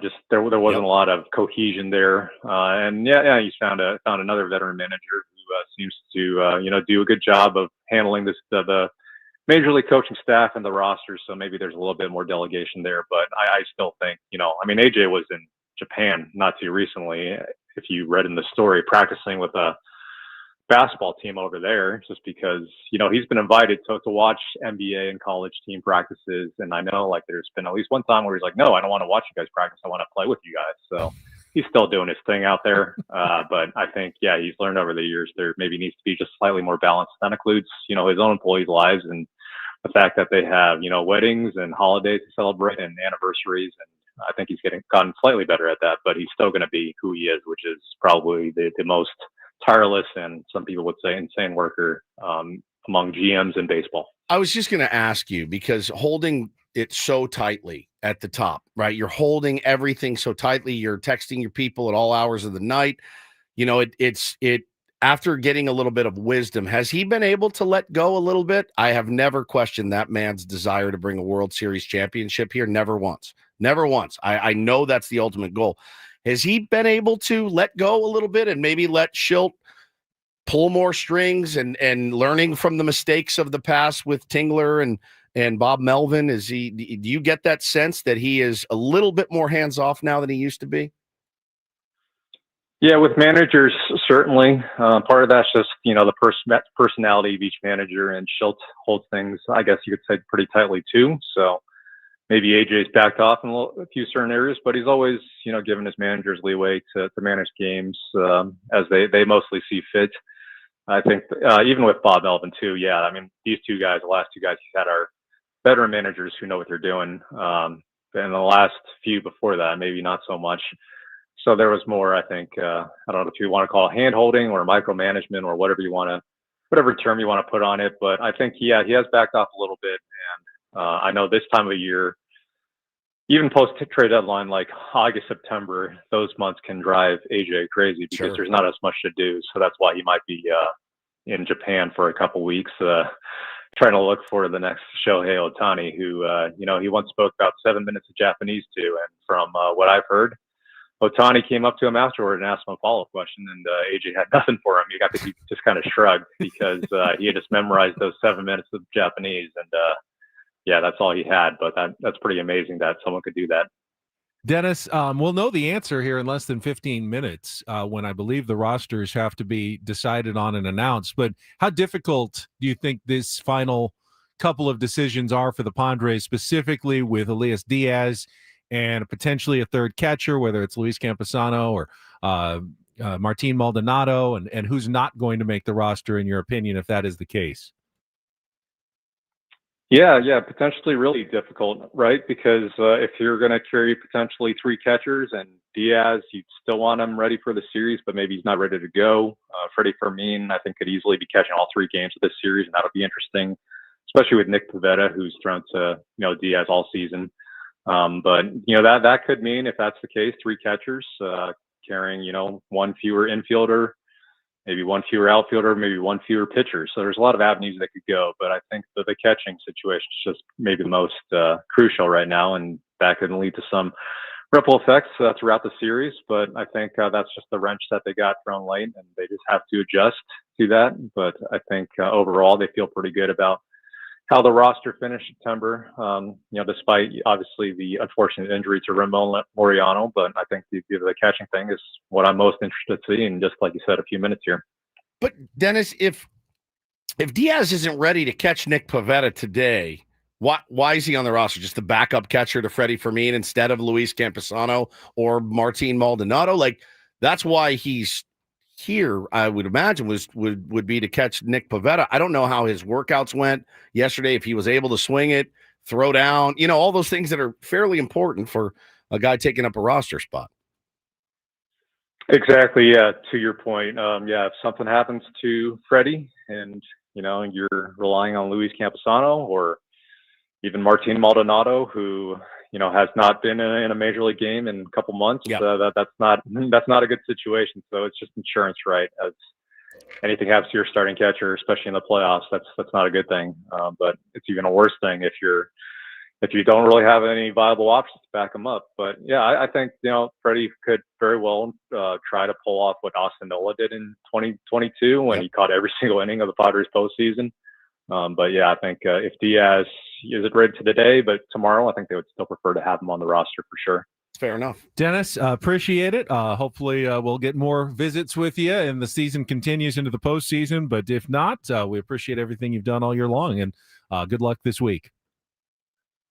Thanks, guys. Right back at you. Thanks, brother. Dennis Lin from The Athletic, our Lin Signer, usually every Monday, but we got him on Tuesday here for the playoff day. He was traveling yesterday. I think it would be fascinating if Luis Campusano somehow comes up in a big at-bat. Yeah, I mean, first he's got to make the roster, and we'll know in 10 minutes or so. But to me, it makes more sense to have Luis Campusano on the roster than Martin Maldonado.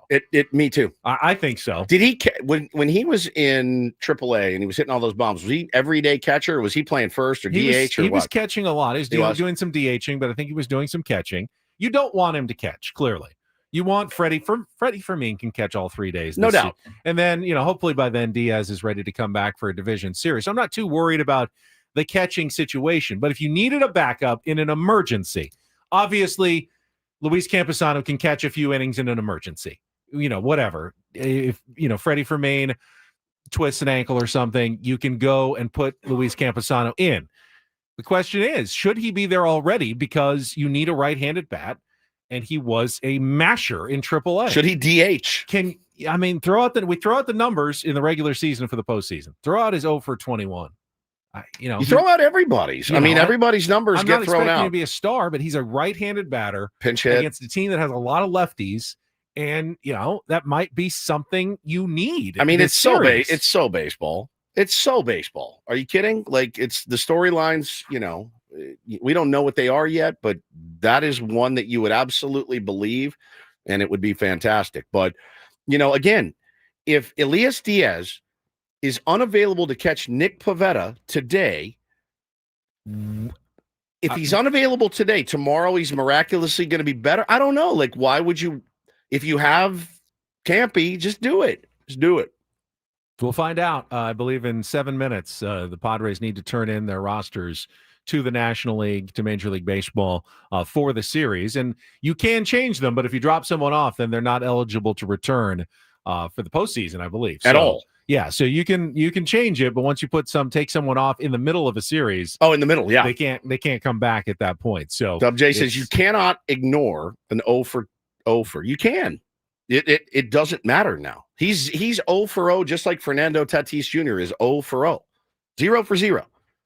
Everybody. The San Diego Padres were 28th in home runs hit. You know what they are today? Tied for first.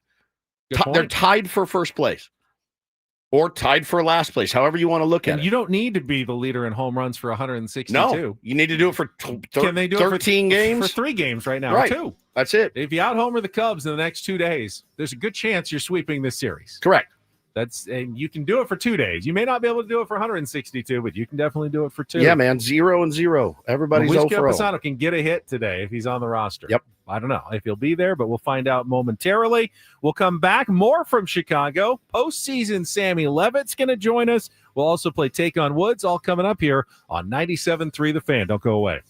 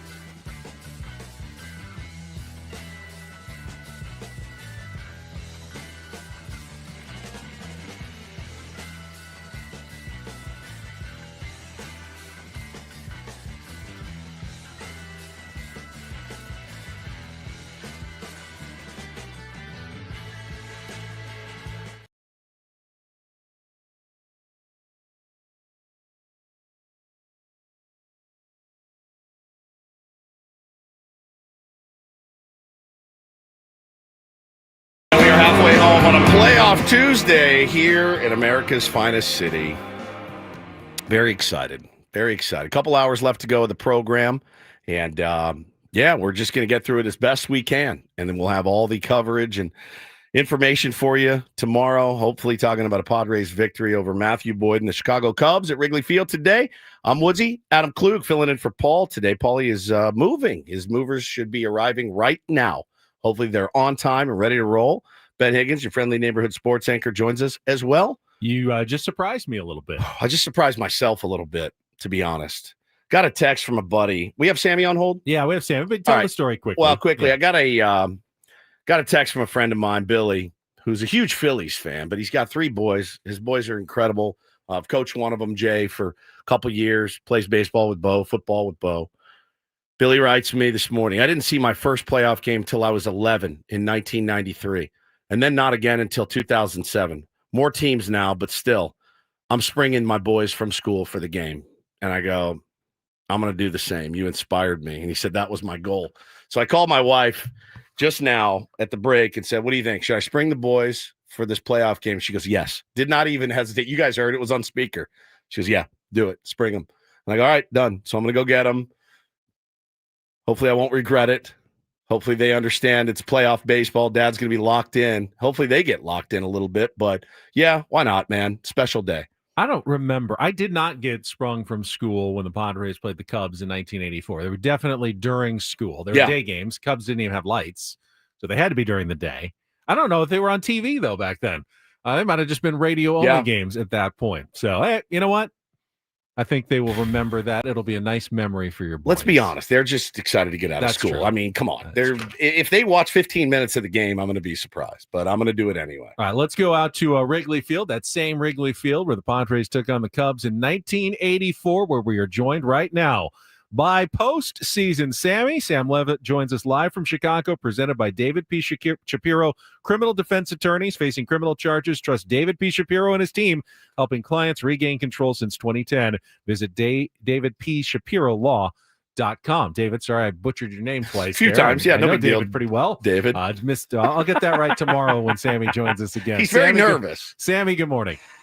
First time on the radio? First timer. Well, we got a first timer over here. A little nervous. How's Wrigley?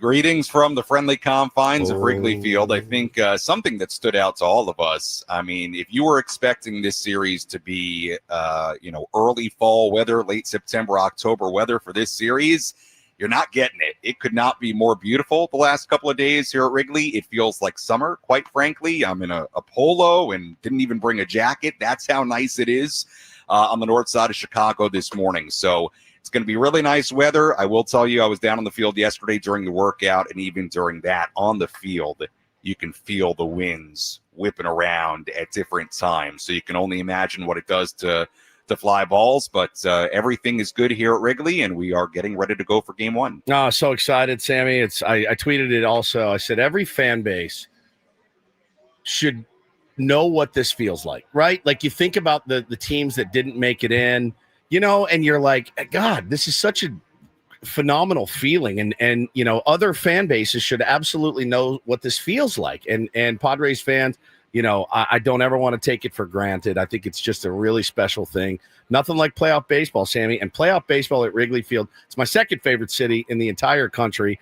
It's going to be amazing. Win or lose, it's going to be amazing. Yeah. But I'm so happy that you get to be there back in your old stomping grounds. And what's the scene like out there right now? Well, the Cubs are doing some early work right now, and some guys are out there. I don't see any Padres out there yet, but some guys are doing some early work from the Cubs.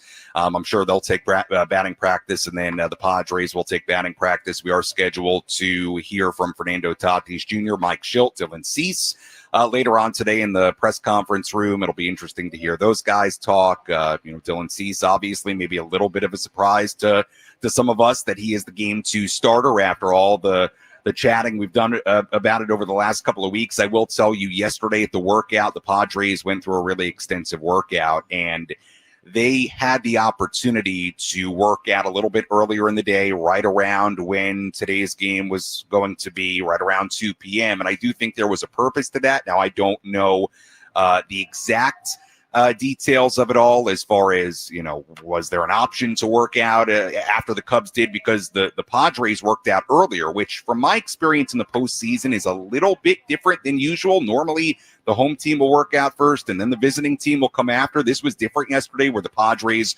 worked out first. And I don't know if that was something they went out of their way to decide per se, but they definitely felt like it was good experience to get out there in the middle of the day with a bright blue sky, deal with sunballs, deal with the wind, and they went through a very full workout. So they should be as prepared as they can be for the elements here at Wrigley.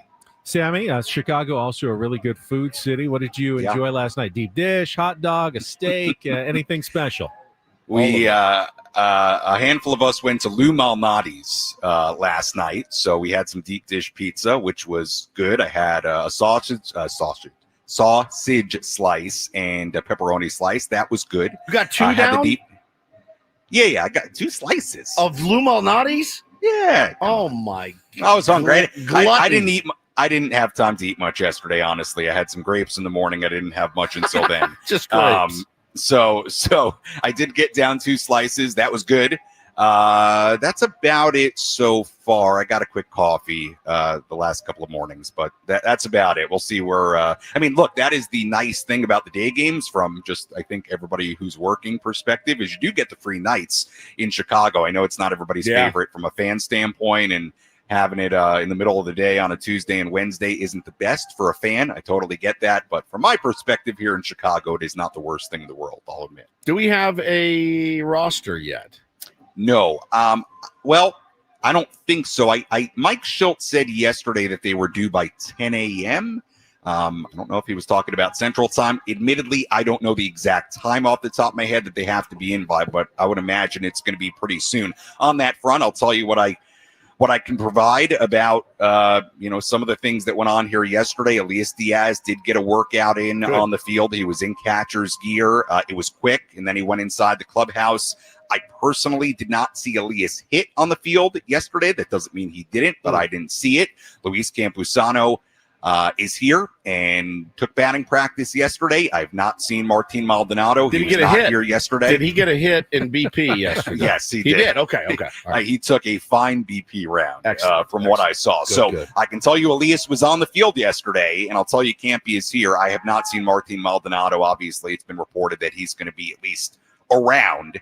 I don't know what the Padres plan to do. It does sound like there's a possibility, to your point on the roster, that they could carry 3 catchers. I mean, that was, talked about a little bit yesterday. So we'll see how it shakes out. But obviously, that's the major question right now, especially today with Nick Pivetta. He's basically only thrown to Diaz all year. So that is something to consider and something that's got to get figured out in the next couple of hours. Sam, obviously, a lot's been made of the Padres injuries. Ramon Laureano, Jason Adam, trying to get Michael King back and in shape. But the Cubs aren't exactly completely healthy going into this series as well. What do we know? We know Cade Horton's out for this series, possibly their best starting pitcher. What do we know about Kyle Tucker and how he's doing in his return? That seems like a big factor in this series. For sure. That we don't really know exactly where he stands. Yeah, look, I think the Kyle Tucker part of this series is really, really fascinating. He was down with a calf injury for a while. He did come back over the last weekend of the regular season. What is his health going to look like? Is he going to DH? Is he going to play the outfield? And obviously, somebody who's won a World Series and obviously knows what the postseason is about. The other thing with Tucker, keep in mind, he stole 25 bases this year. So if he's not fully healthy and can run, that's a big-time base stealer that maybe you take out of the equation. So he did play over the course of the weekend. Sounds like he's going to be in their lineup. I don't know if that's going to be DH or in the outfield, but it is something to monitor because that was a pretty significant calf injury, and he only came back at the very end of the regular season. And to that point, and I'm going to get to this during my keys to the game coming up a little bit later during the pregame, managing the running game, just as we're on that with Tucker, I think is a big part of this series and this game today. The Cubs like to run. They stole the third most bases in the majors this season. PCA runs a lot. Nico Horner runs a lot. Swanson, Shaw, they will all run. And Tucker is in that category as well. So while we're on Kyle Tucker, that's something to keep in mind. You know, I had that thought when Yu Darvish was named the Game 3 starter, because he is not someone who is good at controlling the running game. But I will note that in the last game, Freddie Fermin threw out a runner with Yu Darvish like he was maybe concentrating on a little bit more with an eye at potentially the Chicago Cubs going forward, that he was going to have to be a little bit better at it. But it's not something that Padres have done particularly well, especially you. Yeah, I'm with you. I think it's a little bit of a concern with him and with everybody, right? I just don't think you want a situation where these guys are running wild, because that's a game changer if they're getting on base and running all over the place. So we'll see. I'm with you. I think it's a little bit of a concern with you. But I put that on everybody. These pitchers have to be very cognizant in this series that this is a team that will run. Yeah, I mean, we run too. We kind of pick our spots. Sure. It will be interesting to see. Guys like Jackson Merrill have the ability to steal bags. Just really didn't. Yeah, how many did he steal? Like this year? 4 or something. Three or something. Yeah, I mean, he stopped running kind of after the concussion and all that. But again, man, it's playoffs, Sammy. Like, you can't leave anything to chance. You can't leave anything, on the bench. You have to kind of use everything. It will be really fascinating to see what the lineup looks like, what the how the bullpen is deployed today by Mike Schill. Yeah, a couple of thoughts on the pitching side, or at least one thought on the pitching side, and that is, man, there falls a lot of, I don't want to say pressure, but a lot of responsibility today on the shoulders of Nick Pivetta. Yeah. I really believe that. This guy has been their ace all year. He's been terrific all year. Now, his only start at Wrigley was one of his roughest starts of the year. He has not had many days like that at all since then, and that was early April. He is a guy that will give up some home runs and some fly balls, which, the wind's blowing the right way. That concerns you a little bit. But regardless of all that, I think when you look at this series and some of the uncertainty about Cease tomorrow and about Darvish, he's been up and down since he came back from the injury. It does feel to me like a lot falls on Nick Pivetta here in game 1. Like you could just use a big time start, grab a lead, big time start from Nick, hand it to your bullpen. To me, that is the recipe in game 1 for the Padres, because if you don't win game 1, then I do think you go into games 2 and 3 of this series with, pretty nervous there about what Cease and Darvish can be with their backs up against the wall. So I think a lot falls on Nick Pivetta today, and he has given you no reason to believe that he will not deliver today, but it is a big-time start for Nick, no doubt about it. Well, stay tuned to 97.3 The Fan. Sam Levitt's going to have many live appearances throughout the week, as long as the Padres are still alive in Chicago. Hey, Adam told me to show you guys the ballpark, so I'm following my boss's orders. Spin it around. Here we go. Oh, there you go. That's a nice view for the YouTube audience. YouTube stream. Yeah, I'm kind of high up here towards the back, but you got a pretty good view there. So. Yeah, but it's a pretty small ballpark, so you can't get. It's not like Washington. Yeah, you get 11 stories high. Oh. Yeah, I'll tell you what. I obviously I lived in Chicago and I have a lot of history in Chicago, but I was never here in the summers, so I've only been here a couple of times, and it's been a while. You forget just how small this place is. Yeah, it is. I mean, the plot of land that Wrigley Field sits on, it's incredible that they fit a ballpark in here. Yeah, it's like Gallagher Square, exactly. It really is. You forget how kind of like incredible just the infrastructure of this is in the middle of Chicago. So it's a look, man. Home would have been great, obviously, but if the Padres had to go on the road, I do feel like this is kind of next best thing. At least you get to experience something cool here. All right, Sammy, really appreciate it. Appreciate David P. Shapiro for making all your visits possible, and we will talk to you again tomorrow. All right, guys. See ya. Sam Levitt, postseason Sammy, with our live coverage from Wrigley Field in Chicago. I remember that start from Nick Pivetta, by the way. It was his second start in a Padres uniform. He walked a bunch of guys. He was in trouble, and they only let him go like 3 innings. But he talked about it yesterday and said, I probably wasn't as aggressive as I should have been in terms of throwing strikes, and I understand why. He wasn't really Nick Pivetta yet. He was coming over a guy who had a career, 4.5 to 5 ERA in Boston. He became a different pitcher this year. He trusted his stuff. Like, I can go after hitters. I've got enough stuff, whether it's, something Ruben said or just the work that he's put in. He didn't know that at the time, though. He was still kind of better nibble at the edges and was walking a couple of guys. And then when he faced the Cubs a couple of weeks later, he was much more Nick Pivetta. Went, I think, 6 innings, 1 run, was attacking. And that's really what we saw from Nick Pivetta all season long. Velo against the Chicago Cubs plays, which is probably why you're seeing Dylan Cease throw tomorrow. Velo plays against this Cubs team. And if you can, look, I was just reading a thing that Kyle Bodie did. Kyle Bodie, founder of Driveline, works for the Boston Red Sox. You know that they have now found, Ben, guys with plus velo, you know where their best place to throw the ball is? Down the middle. Just throw it down the middle.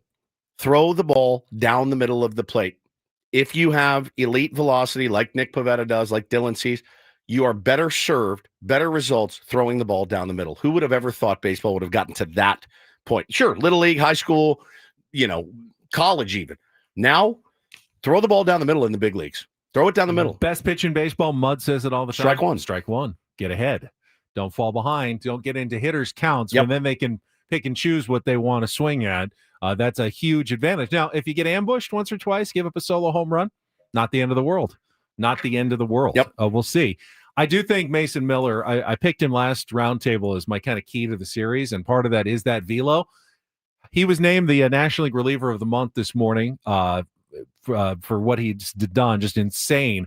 Do you think if you're Mike Schilt, do you plan on using Mason Miller like 1 inning all 3 days, or like multiple innings maybe today and on Thursday? 4 innings every day. Yeah, if you could. Yeah. I mean, I think you've got to be ready to use him every day. Yes. If you can. Unquestionably. He's ready as well. I think so, too. Yeah, I agree. All right, we'll take a timeout. When we come back. Roster's out. Roster is out. We'll also play a little Take on Woods if you want to be our contestant. Let's bang Take on Woods. Push it. I want to bang Take on Woods. Yeah, we got roster. All right, we'll get the roster out. We'll give you the Padres roster when we come back and let you know what is coming up and who made it, who didn't make it next year on San Diego's #1 sports station, 97.3 The Fan. Quickly, before we get to the roster, I wanted to tell you what's number one on our roster. That's Eco Water. We got the Eco Water system in our home. It's absolutely been the ace of our staff. Look at me. I feel like you right now. The ace of our staff, Eco Water. They've got the most advanced technology in water treatment for your family and or business. Not just the first in the industry, the most advanced today. Technology that lets you check your system from your phone, alerts you if there's a problem, keeps your water safe 24/7. Not only is your water safe, it is spectacular. Spectacular. Adam drinks it here. We've all got big jugs filled with Eco Water. Save that.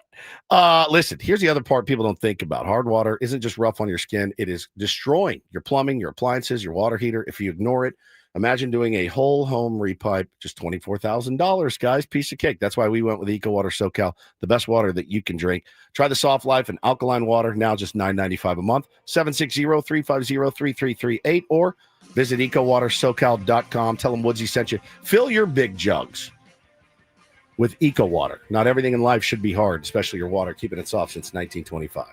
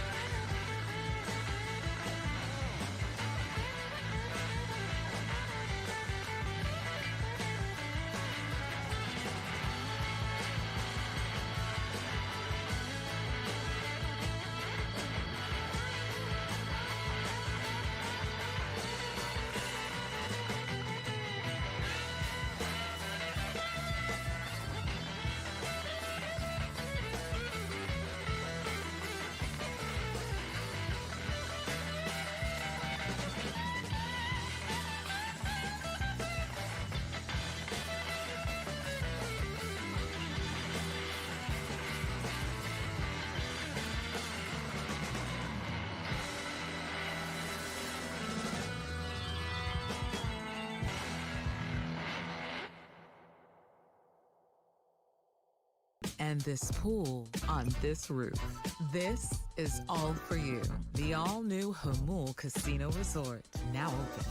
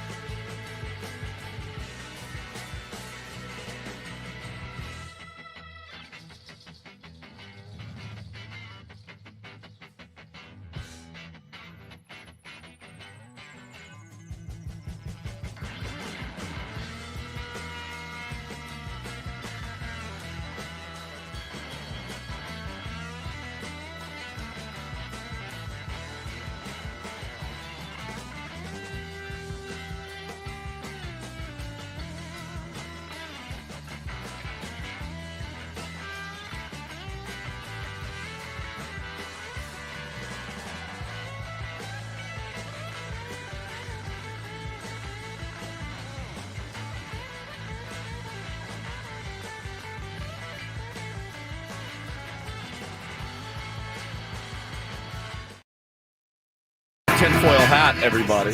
Padres released the roster and then have since deleted the tweet. I did just get an email, though, from the Padres PR staff with the roster again. Okay. I don't know if it's the same one that you saw that got deleted, but we're going to push Take on Woods. Might get to it in our final hour. We've also got some live news conferences from Wrigley Field with Mike Schilt and Dylan Cease and Fernando Tatis Jr. coming up in the next hour, so stay tuned for that. But here's what you've got for your roster. Right-handed pitchers 10, left-handed pitchers 2. So they're going with 12 pitchers and 14 position players on the postseason roster for the Wild Card Series.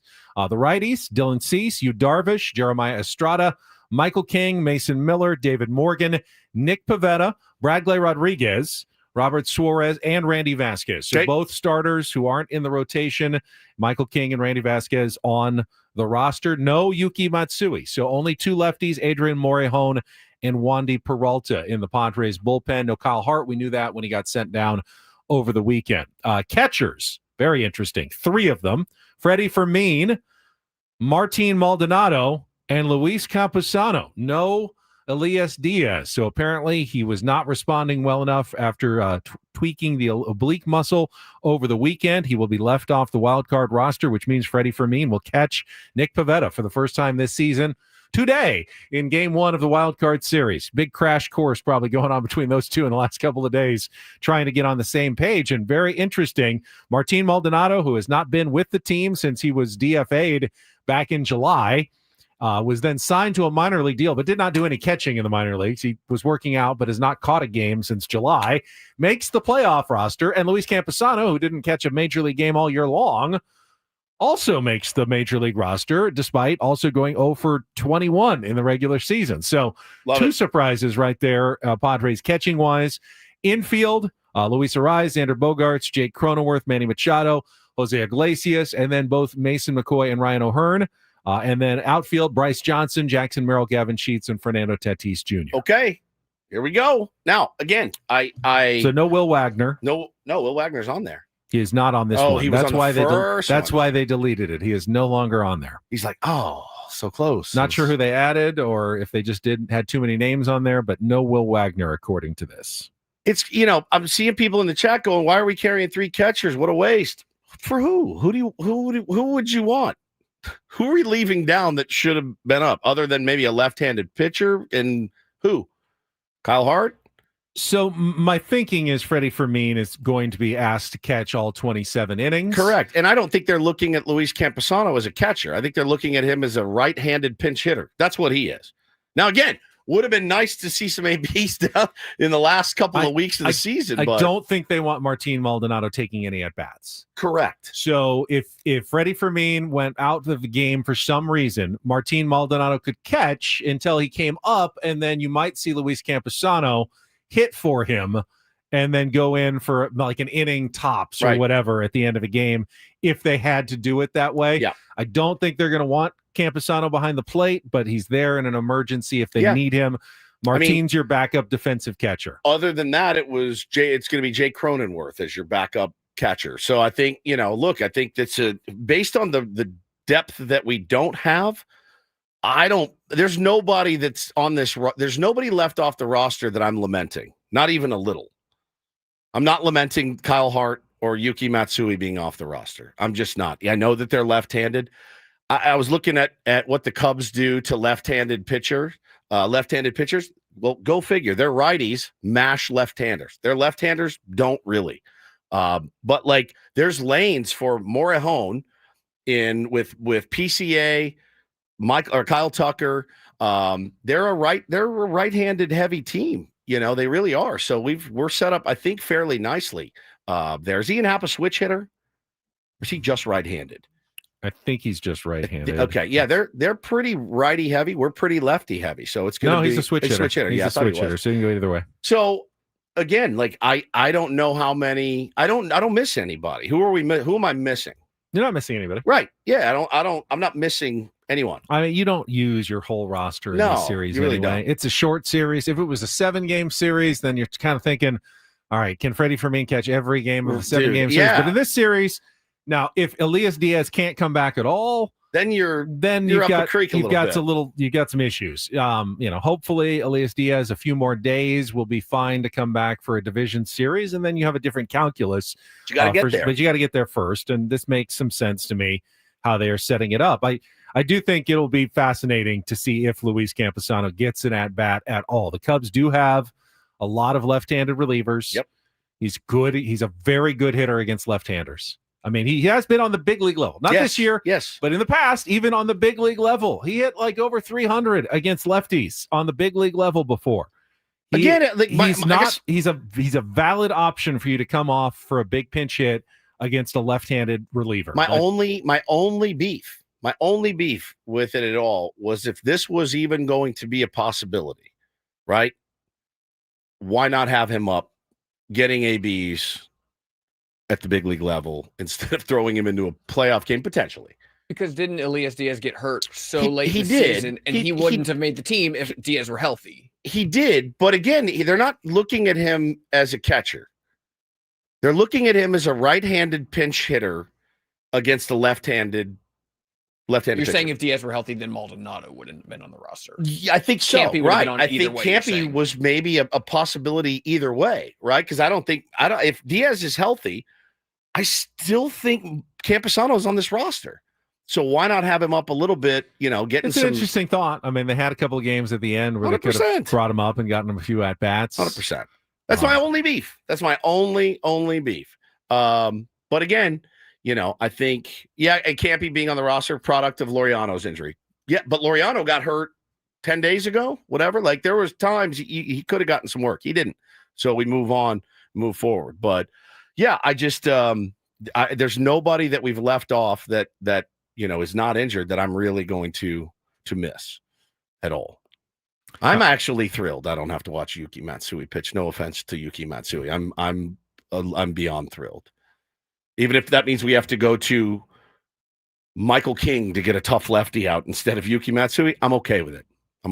I do think that the Padres fan base is okay with that, and probably the coaching staff as well. Yeah. Michael King is, you're going to trust him more, yeah, even for a short outing, probably than Yuki Matsui. Yep.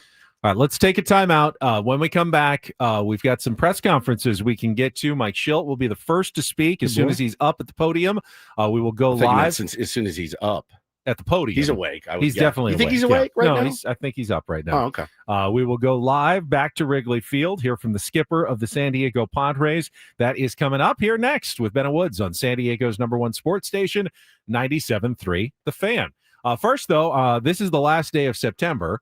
October baseball is here, but it is still the last day of September, which means it's your last day to take advantage of the $200 off special at sdfatloss.com. Grab the discount and lose up to 20% of your body weight before the end of November, before the holiday season is in full swing. You can look and feel amazing before the new year with no resolutions, and you can do it all the way I did it by eating real foods from the grocery store, things that you choose and you like. I ate a lot of chicken and steak, but fish is good.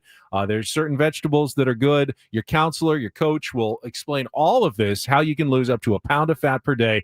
And again, 10 to 20% of your body weight. I lost 40 pounds in 60 days. Matt Scraby lost 40 pounds. Chris Ello lost 37 pounds. John Flint down the hall lost a ton of weight. And so many tier ones. We're into the thousands of pounds lost, San Diego, around the tier 1 community. Love it. You could be next. Just go to sdfatloss.com, schedule your free consultation. They'll, again, explain the program. There's no injections, no hormones. You don't need to exercise. It's simply about eating right at the right times. They'll coach you through it. And then because it's based on real foods, so much easier to maintain that weight loss. I've kept my weight off for 2 years plus now. You can do it as well. You just have to get it started. Take advantage, though, today. $200 off in September, ending today. Go to sdfatloss.com. That's sdfatloss.com. Results may vary.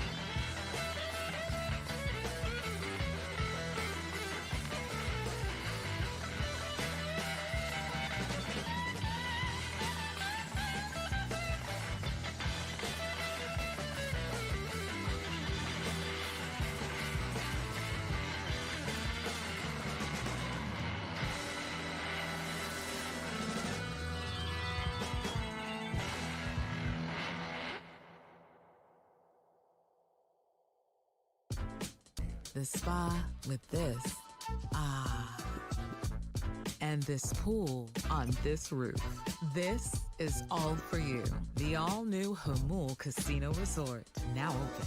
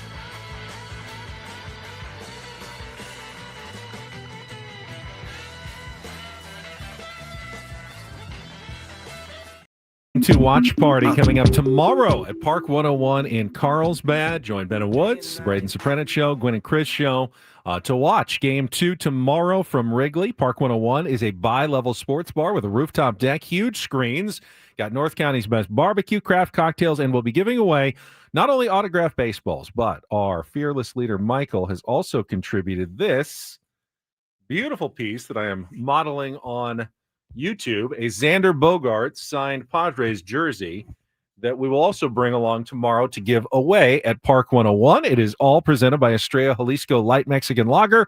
Join us tomorrow, Park 101, located at 3040 Carlsbad Boulevard in the Carlsbad Village.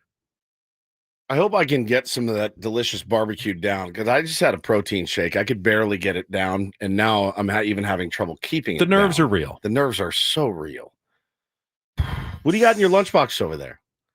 I saw you brought a big, Adam clearly has no problem eating on game day. Let's do traffic, and you start rifling through it, and then we're going to go to traffic. And when we come back, as we wait for Mike Schilt to speak pregame, we can go through Adam's lunch here next on 97.3 The Fan. From the 855 Get Ross Traffic Center, protecting San Diego after accidents or injury, here's Kelly Danick. Traffic is brought to you by AleSmith Brewing Company. $6, $3.94 pints, big screens, cold beer, and playoff baseball. Still busy ride on some of our freeways. The northbound 5 cleared an accident near East Street. We have this other crash near Mile Cars Way. Looks like that is over to the right shoulder. Also traveling on eastbound 8 just past Mission Gorge Road. Collision over to the right shoulder. Traveling on southbound 5 Coastline just before La Costa. Accident blocking the 2 left lanes. Up ahead, accident in the center divide near Encinitas Boulevard. Collision on eastbound 78 right before Twin Oaks Valley Road. A couple vehicles involved there in the center divide. October baseball is here. Catch every pitch at Ale Smith Brewing Company. Enjoy $6 pints of our legendary $3.94 Pale Ale. Cheer on the brown and gold with big screens, cold beer, and the best fans in town.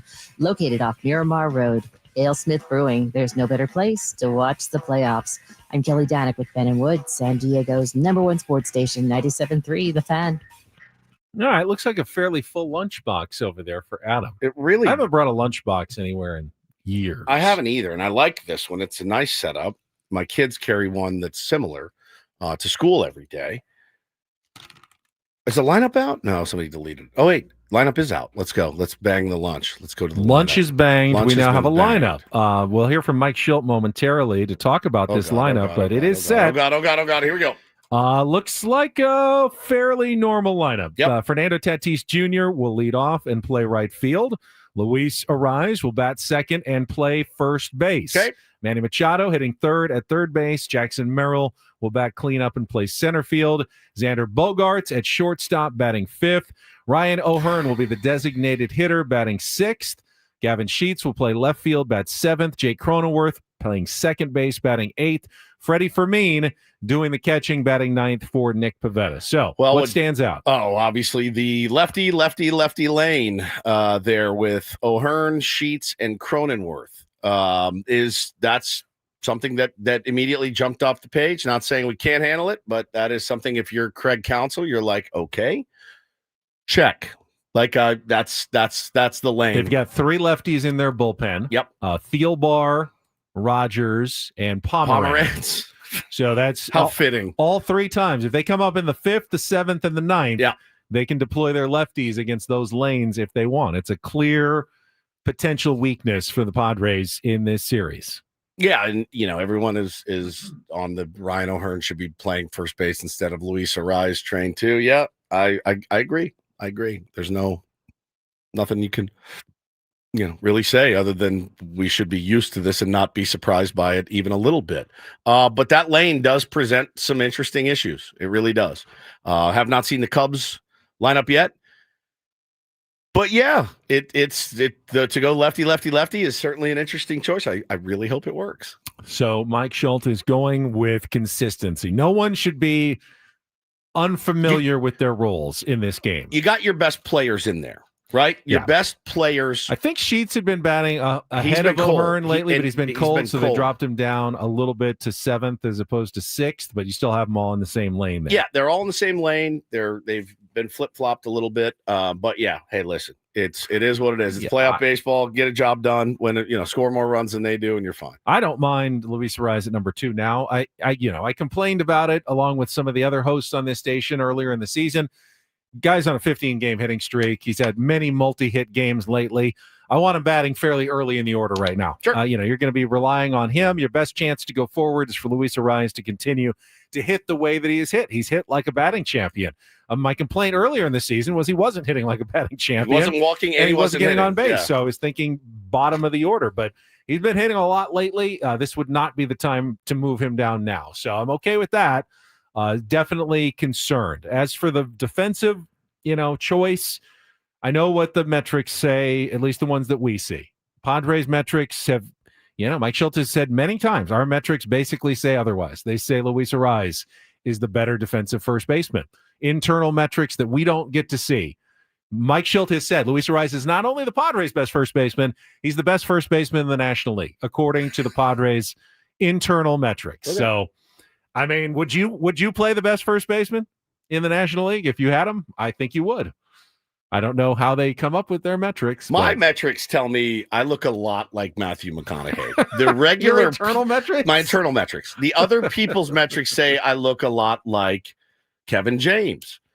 So again, as long as what it matters to me is my internal metrics. Okay. Cubs lineup's out as well. Would you like to hear it? Yes, let's hear it. Michael Busch will lead off. He's been hot lately. He has been ridiculous. Michael Busch will lead off and play first base. Nico Horner will play second base and bat second. Ian Happ in left field, batting third. Kyle Tucker, the DH. Seiya Suzuki in right. Carson Kelly behind the dish. Pete Crow Armstrong in the 7. Playing center field. Dansby Swanson at shortstop. And Matt Shaw playing third base, batting ninth. Good lineup. Very, very, very good. Scary lineup. to have PCA all the way down at 7. Oh, Does yeah. show you how much he struggled in the second half of the season. So I'm looking at he was an MVP candidate in the first half. I'm looking at their lanes. And Happ is a switch hitter, as we've discovered. Kyle Tucker's they go lefty, righty, switch, lefty, righty, righty, lefty, righty, righty. Some righties at the bottom to Some, potentially take advantage of.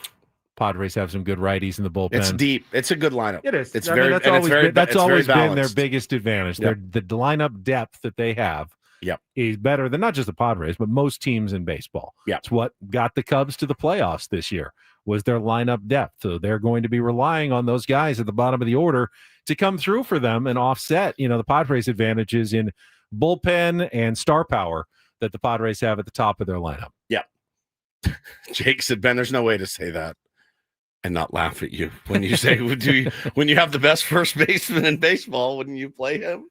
Mike Schilt has said many times that after the I first know he month or has. so that I know they he think that has. Arise is playing elite level defense. I hope he at makes first base. 50 picks today. I hope he has the I'm game just of his life. explaining what their thinking is, and I've heard him say it enough times that I know what their thinking is, and they feel like he's been playing elite level first base. Yep. So that's who they're going to have at first Hey, look, base. at the end of the day, I'm just happy that our best hitters are in the lineup today. They really are. Our best hitters available are all in the lineup.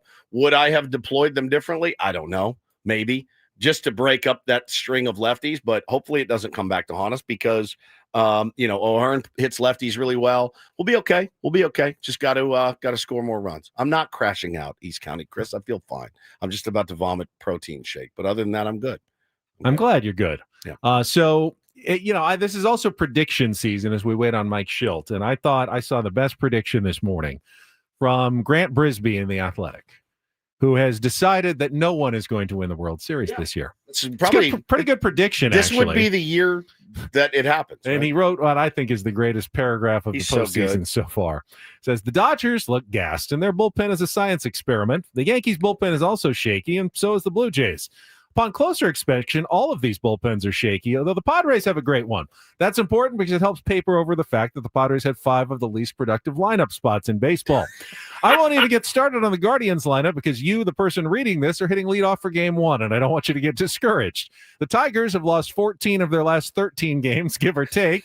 The entire Brewers roster is a bunch of commons whose baseball cards wouldn't appear in an issue of Beckett's Baseball Card Monthly. The Red Sox have a top-heavy rotation. The Phillies will be without Zach Wheeler, and the Mariners wish they had last year's rotation. The Cubs had the best lineup in the National League according to OPS Plus, but were merely average in the second half. The Reds also appear to be in the postseason, possibly because of a typographical error. It's incredible. I mean, he's absolutely right about all of that. And the one thing that is constant in playoff baseball is this. Oh, you were really good defensively in the regular season. Expect to make 3 errors in game 1. Oh, your bullpen was lights out. Expect them to cough up the lead. Oh, your starters were terrible. Watch them lock in. Oh, your power hitter is on a torrid pace. Watch him go over. It sucks. It sucks, and it's awesome because Aaron Judge has not been a playoff producer. You literally Will that change? You don't know what you're going to get. You just don't know. I'll never forget the much maligned Phillies defense. Oh, these guys are horrible. It's going to kill them in the postseason. Nick Castellanos turned into Roberto Clemente in right field. All of a sudden, in like 4 games, he's robbing home runs. He's sliding. He's diving into the stands. It's just bananas. So anything, the bright lights make guys do weird things, good and bad. That's exactly right, Sean. Well put. All right, let's go out to Wrigley Field. Mike Schilt at the podium. Pre-game news conference for game 1. Give me 1 second, AJ. We're just in the mics. As they're working on the mics, I'll remind you our coverage of postseason press conferences is presented by Trust and Will. Don't wait for extra innings. Protect your family's estate today with Trust and Will. Again, they are setting up the microphones right now for Mike Schilt. This is instead of the pregame scrum, Woods. They do actually news conferences in the postseason. I've watched baseball before. Just kind of vamping a little bit while we wait for Mike to start speaking Morning, here. There you go. What went into Diaz and kind of where he is in terms of his readiness? Maybe obviously not this round, but potentially going forward. How is he feeling? I think we're optimistic moving forward for next round, but yesterday worked out and was able to move around enough to where there was a conversation to say, okay, can he go or can he not? But once we, talked with medical and even spoke with Elias, he was pretty honest, disappointed, but honest, and said, listen, I don't know if I can really go and trust it. And we know we're at a point where he is with what he's dealing with, that he could really, be lost for the rest of the year. So, but we're also at a point where if he got some rest, there's optimism he could be okay moving forward. So that's the route we took. What went into the decision then to carry 3 catchers, and how could that allow you to maneuver potentially within games? Yeah. So, listen, obviously AJ, had the final call on it, and we spoke a lot about it and took a lot of opinions about it, and, landed where we did with 3 catchers. It impacted Wagner, the left-handed bat. There's a lot of different ways this thing could go, but, we really primarily look at Freddie being the guy. Freddie's taken good at bats and played well. So that's part of that. Maldi obviously is, experienced guy that is a very defensive oriented guy that can, come in and take care of it if we need to. And then Campy can do it as well. But, Campy's more of a bat if we need something at some point. A few more for Mike. Go to Jesse on the left side. Mike, if you wouldn't mind just kind of reflecting on Nick Pavetta's season. Obviously came in, had a career year, first year with the organization. Yeah, fantastic year for Nick. Really excited for him, and definitely has earned this opportunity to be our number 1 guy to start off this playoffs. And, he's come in. I've said this, but, the fit was clear for us, AJ, Ruben, myself, even before he signed on what was going to be a 30 to 40 minute, Zoom call, kind of exploratory free agent conversation, turned into an hour and a half that AJ and Ruben and myself sat, got done with, and like, wow, this is a great fit. And clearly Nick felt the same way and signed, and it really has been seamless the day he's first stepped into our spring training complex in Peoria, and just worked really well with our other starting pitchers. That group's connected, him and Joe and Michael and Darvish and Dylan and Vasquez. That whole group has just clicked, and he's clicked with Ruben in the pitching department, and he's just been a great fit, and he's pitched well all year, and I'm glad he's been with us, because I wouldn't have wanted to imagine this year without him. Dennis, straight back on the right side. Hey, Mike, I know you saw it on the other side in 2020, but what was it like last October seeing Tatis, he was still dealing with that stress reaction, really elevate his game in the playoffs, and what are you expecting from him along those lines? Yeah, I mean, I saw it last year too in 2024.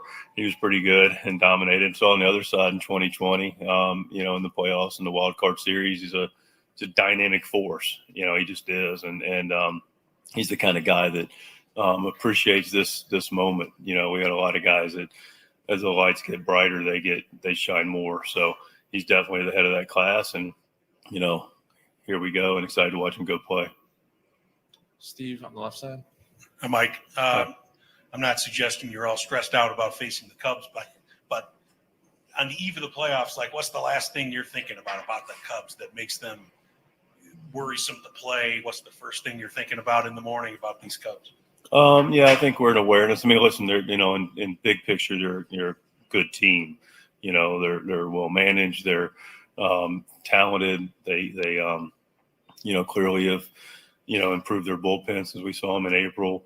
They've got really good position players that can compete in a lot of different ways.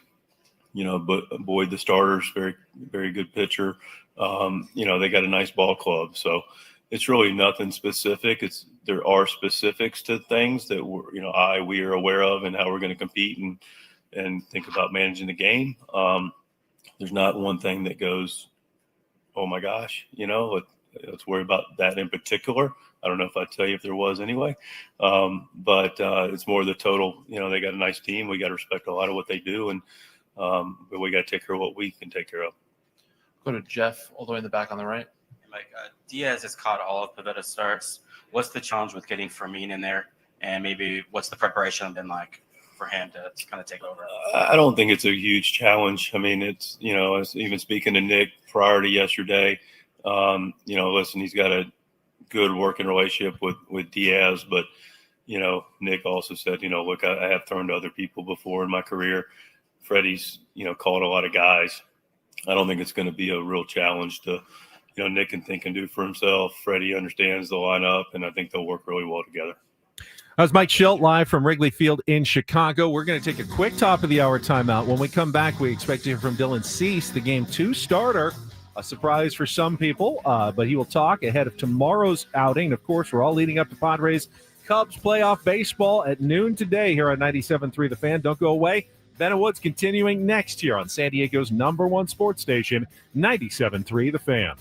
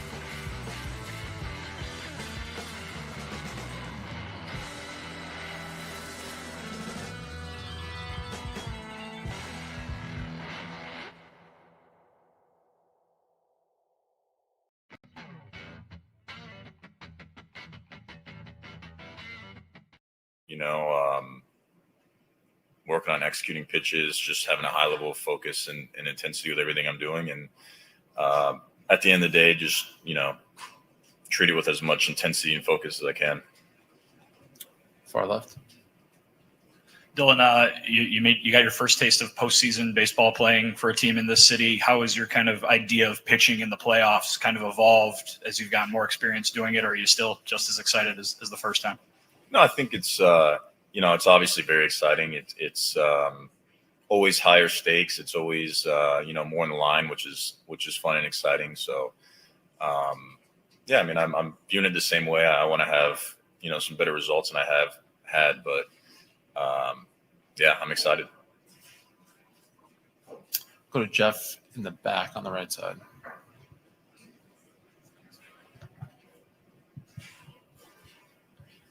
Hey, Dylan. Can you recall the day you were traded from the Sox or from the Cubs to the Sox, and what your feelings are about starting your career with the Cubs? Yeah, it was. I remember it was a early morning call back in I think 2017. They drafted me out of high school, rehabbed my elbow. I mean, I got Tommy John surgery immediately, so I spent the first probably the first 2, 3, 4 years, whatever it was, 3 years maybe, rehabbing and kind of just learning how to be a professional with them. So I definitely have no hard feelings towards them, but it's feels like a lifetime ago. Was it a shock when it happened? I mean, are you even thinking about being traded at that time? It wasn't a shock. I kept getting pushed back, and I remember that was kind of like a running joke everyone on the team was having, but it wasn't. I didn't think it was imminent. We were kind of just messing around with it, but things like that happen in baseball. A few more for Dylan. We'll go back to the left side there.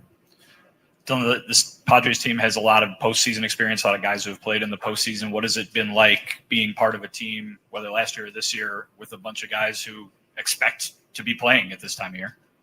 Yeah, it's definitely part of the culture. I think the most telling thing is, when we go through bad stretches or streaks where we're not playing as well as we should, there's never really a panic. It's everyone kind of just stays even keel and just goes about their business. And, this stretches seem to work themselves out, which is cool. I think you see maybe a lot of teams that don't have that culture or that confidence, maybe something like that can spiral. But with this team, it feels like we get them back on track pretty quickly. AJ? Dylan, last season obviously didn't end the way you wanted it to. What do you take from that playoff series against the Dodgers into this year, if anything? And kind of do you view this season as a chance to set that right at all? Yeah, I mean, in terms of taking anything from it, I'm kind of just leaving that in the past. At the end of the day, it's about executing, so I'm just setting myself up to execute as well as I can. I'm glad I have that experience. The more experience, the better when it comes to playoffs. Kind of how to slow things down or what it's going to feel like or what to expect. But I'm just honestly leaving that in the past and just attacking this year. Jesse on the left side. Dylan, you've had a front row seat to Nick Pavetta's career year this year. Just kind of picture to picture, what have you seen? What have you enjoyed watching? Yeah, he's been about as consistent as I've ever seen. It's every start you're going to get. He's commanding his fastball. He's throwing 2 breaking balls for strikes. He was dominant this year. It was about as good as I've ever seen live. Any last ones for Dylan? Marty, second row. Hey, Dylan, how long did last year's playoff exit stay with you, and what does this particular opportunity with this group of guys mean to you? Yeah, I think, I don't know, in a sense, it never really leaves. It's part of your story and your history, I suppose. But, I would say most of the offseason for sure. But, at the end of the day, I think when a new season starts, it's kind of a new opportunity and brings a freshness about it. But, yeah, that one definitely stung. All right, Dylan, we'll see you tomorrow. Yeah. Hey, listen to live coverage of the postseason press conference presented by Trust and Will. Don't wait for extra innings. Protect your family's estate today with trustandwill.com. It is Ben and Woods here on 97.3 The Fan. Yeah, we're a little off our normal schedule. We are. So trying to figure out everything as we go. Fernando Tatis Jr. is also expected to speak momentarily. Adam, just let me know if Fernando steps to the podium. We can get back. Dylan C. certainly sounded calm ahead of his, biggest start, maybe of his life tomorrow in Game 2 of the National League Wildcard Series. Yeah. Is that a good thing? I would assume so. Yeah, I like that he said all the right things, certainly. Talking about focus and execution. That's what you're begging for from Dylan Cease tomorrow. Again, fastballs up in the zone, play against the Chicago Cubs. So Dylan Cease is a guy that has the ability to do that. He wasn't running away from his poor performance on 3 days rest against the Dodgers last year. Said, yeah, that's part of my story now. Yeah. You never really get away from it, but this is obviously a new year and a new opportunity, and I don't think he's going to wear it like an albatross around his neck either. Nor should you. Yeah. No, and he can't, because many guys, Clayton Kershaw being one, has had plenty of bad playoff performances, but all it takes is really one good run to change that narrative, going forward. We heard from Mike Schilt earlier. Interesting. I thought maybe we both kind of had our ears perked up at the discussion about the decision to carry 3 catchers, both Martin Maldonado and Luis Camposano, calling it A.J. Preller's decision. Yeah, final decision went to A.J. on that one. He also made it very clear he does not expect Campy to do any catching. He views him as a bat, and Maldi is viewed as the backup to Fermin, who is supposed to catch every inning if possible. Yep, that's exactly right. I would think if Mike Schilt thinks things go well, he won't see either of those guys in any of these 3 games. Correct. Freddie Fermin will play well, will hit well, and will catch all 3 of these games, and hopefully Elias Diaz will be back, as he said was possible for a division series against the Milwaukee Brewers, but he just wasn't quite ready to go over the next 3 days after testing it yesterday. Yeah, the main thing I'm going to be looking at today, Benny, is again, a couple different things jumped off the page. That answer, I think, from Schilte was like, oh, my ears perked up. Certainly. Nope. It was AJ's call, right? So that was an AJ Preller decision. We can lament the fact over and over that Campy didn't even get an AB at the big league level since June or whatever it was. He was sent down. I don't know.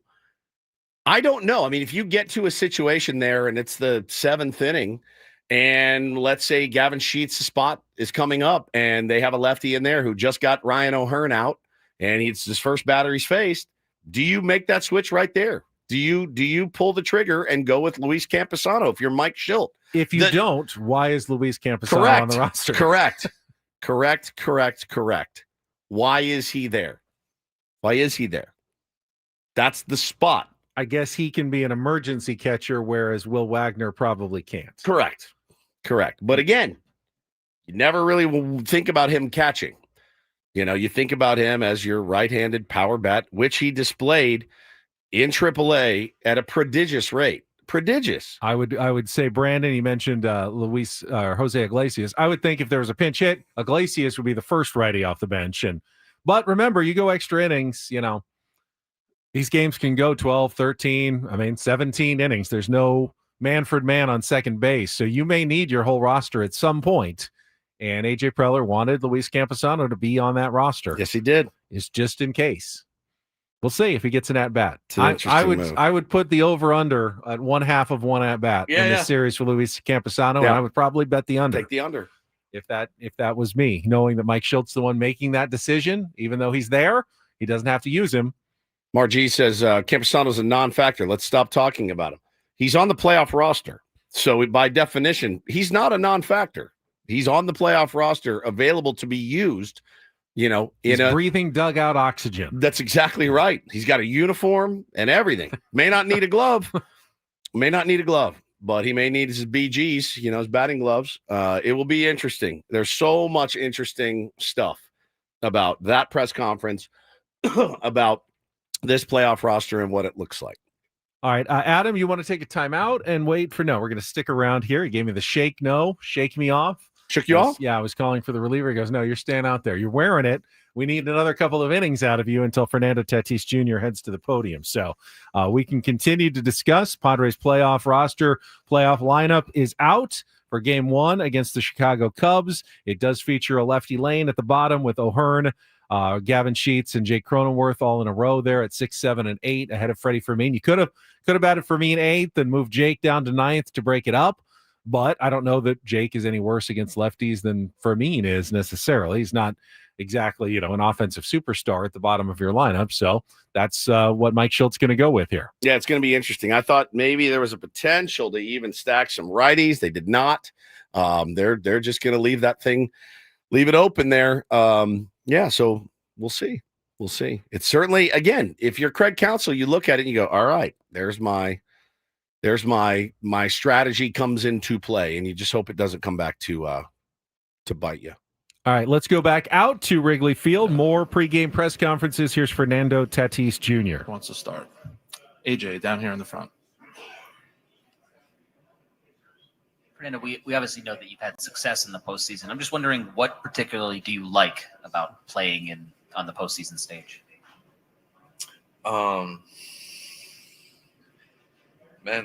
Just starting with the energy, obviously, just the environment itself, and then after all, it's like you're either winning or going home. I don't know. I ain't trying to go on vacation yet. What do you make of this offense the last week or so and the way it's kind of come together? And can that matter going into the postseason? Obviously, it's a different game in the postseason, but do you think that can carry into October? I feel like it definitely matters. Especially created that confidence going to the end of the season, which is really big. And I feel like we have created a good momentum just to going into the playoff as an offense. A few more for Fernando. Go right here in the middle, and then to Dennis. Fernando, what's it been like playing all season long with expectations of getting back to the postseason? How does the kind of postseason experience of this group kind of help you guys moving forward?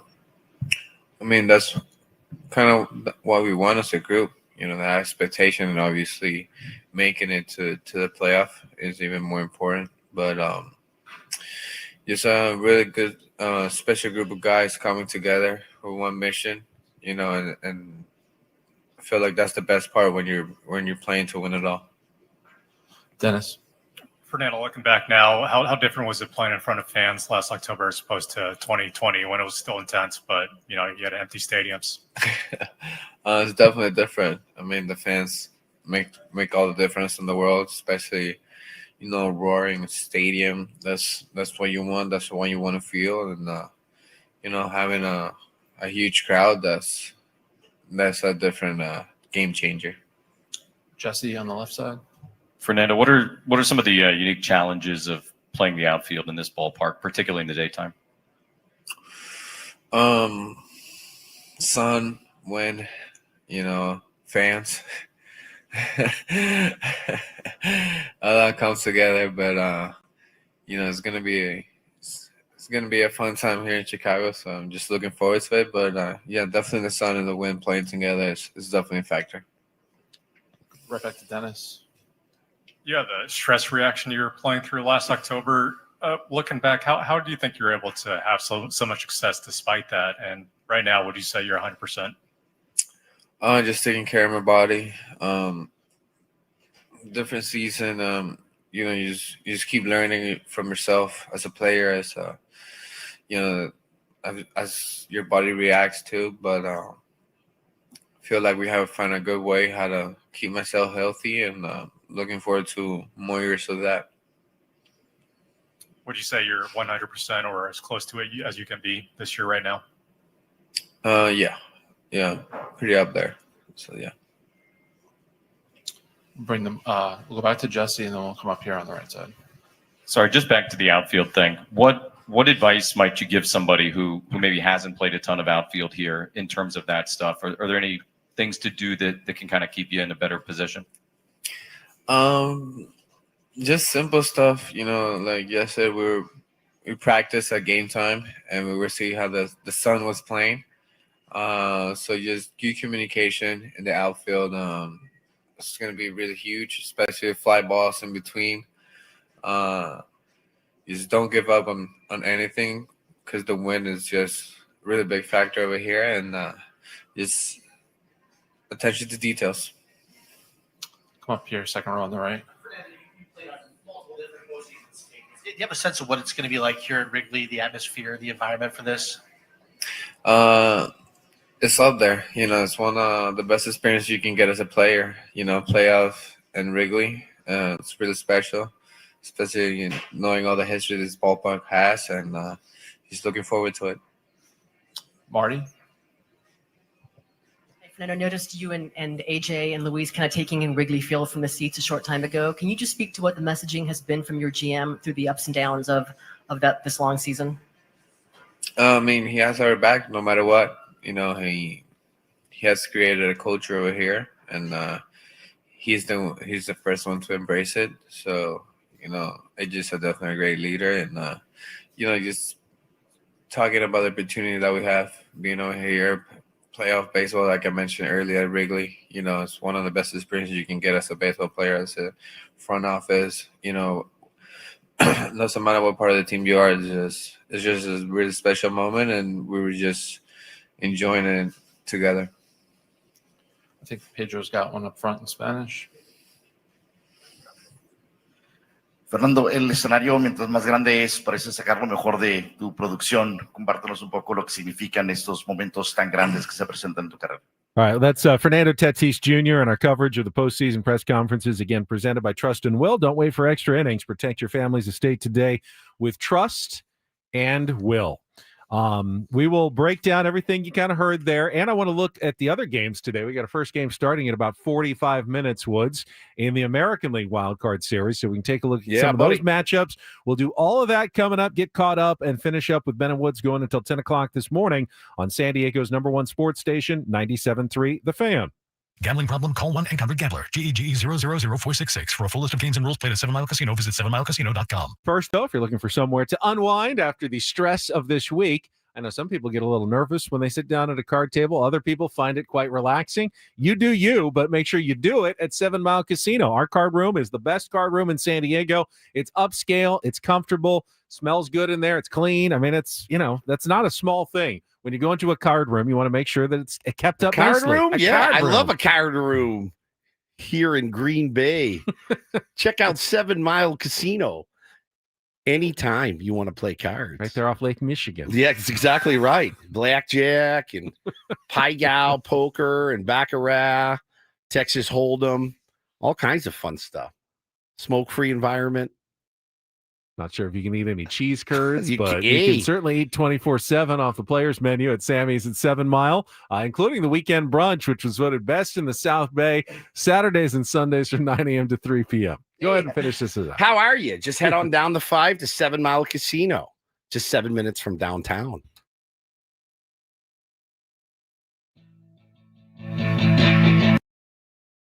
From the 855 Get Ross Traffic Center, protecting San Diego after accident.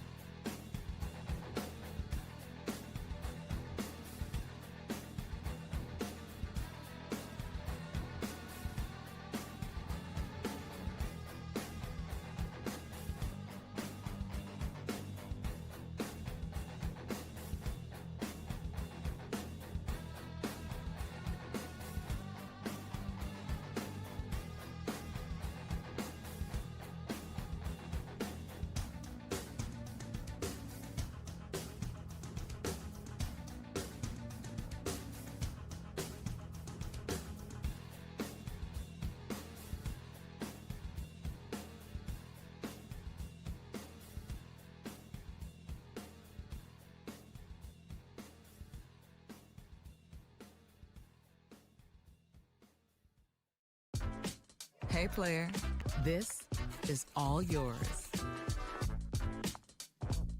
This room with this view. This speakeasy with this cocktail. Hey, could you make that too?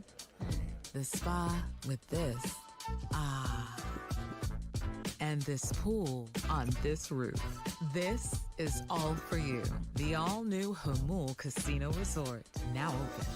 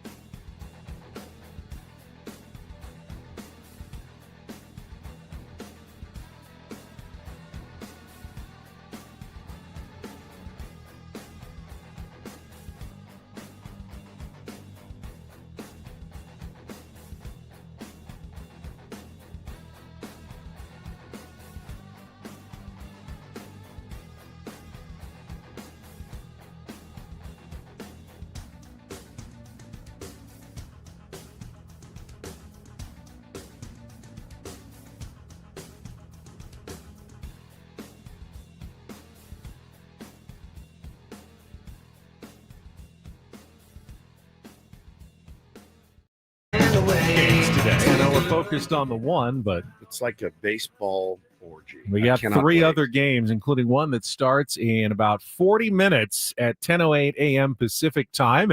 A rematch of, actually the same series that have been played the last three Tuesday, Wednesday, Thursday. 3 weeks. 3 weeks. This will be the third week in a row that the Detroit Tigers have taken on the Cleveland Guardians. In fact, I believe today's game is a rematch of last Tuesday's game with Tarek Skubal going for the Tigers and Gavin Williams pitching for the Guardians. Last week, of course, the Guardians won that game, set them up to end up winning the division on the last day of the season, but it wasn't like they hammered Tarek Skubal. If you remember, he had that one inning where nothing left the infield. He committed an error, and kind of turn that game around, and Cleveland went on to win, but you certainly like Detroit's chances with Tarek Skubal on the mound in game 1 of the series today.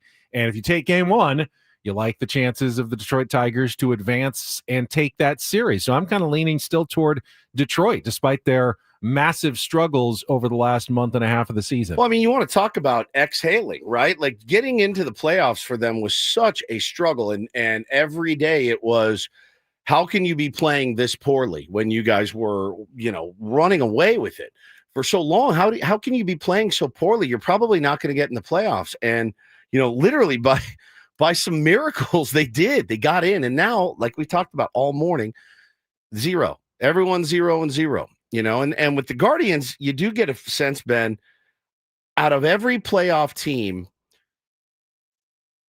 they're going to be the most loose. They're going to be way more loose than the Reds. House money. The most house money you could put.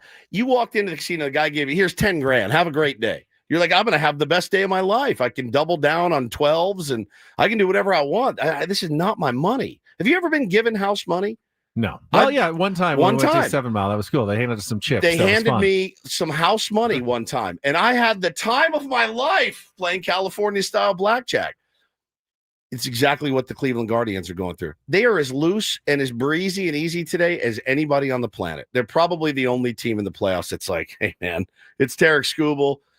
This will be a blast. And I think they have the right skipper. Nothing would surprise me in the playoffs, but it's going to be such a fun. Like I said earlier, I'm so glad we get to watch some of this game first to prime yourself for the excruciating agony of playoff baseball. I picture Ben being given house money and putting it in his pocket. Yeah, I'm surprised he didn't. Not. No, you have to give back whatever you don't win. You got to you. try to win something, so then you can keep it, but then you give back what they borrowed, or your little an advance, as it were. Yeah, I did that. I did. I actually won money and gave back. You did. The house you won a lot money. that day. I did. You did well. Well, you can double down. Let's have a ball. It's house money. So that's the playoffs.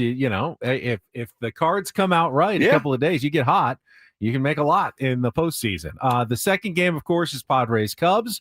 Third game of the day at 3:08 p.m. is Red Sox Yankees. Garrett Crochet against Max Fried. What a freaking wild card. In Yankee Stadium.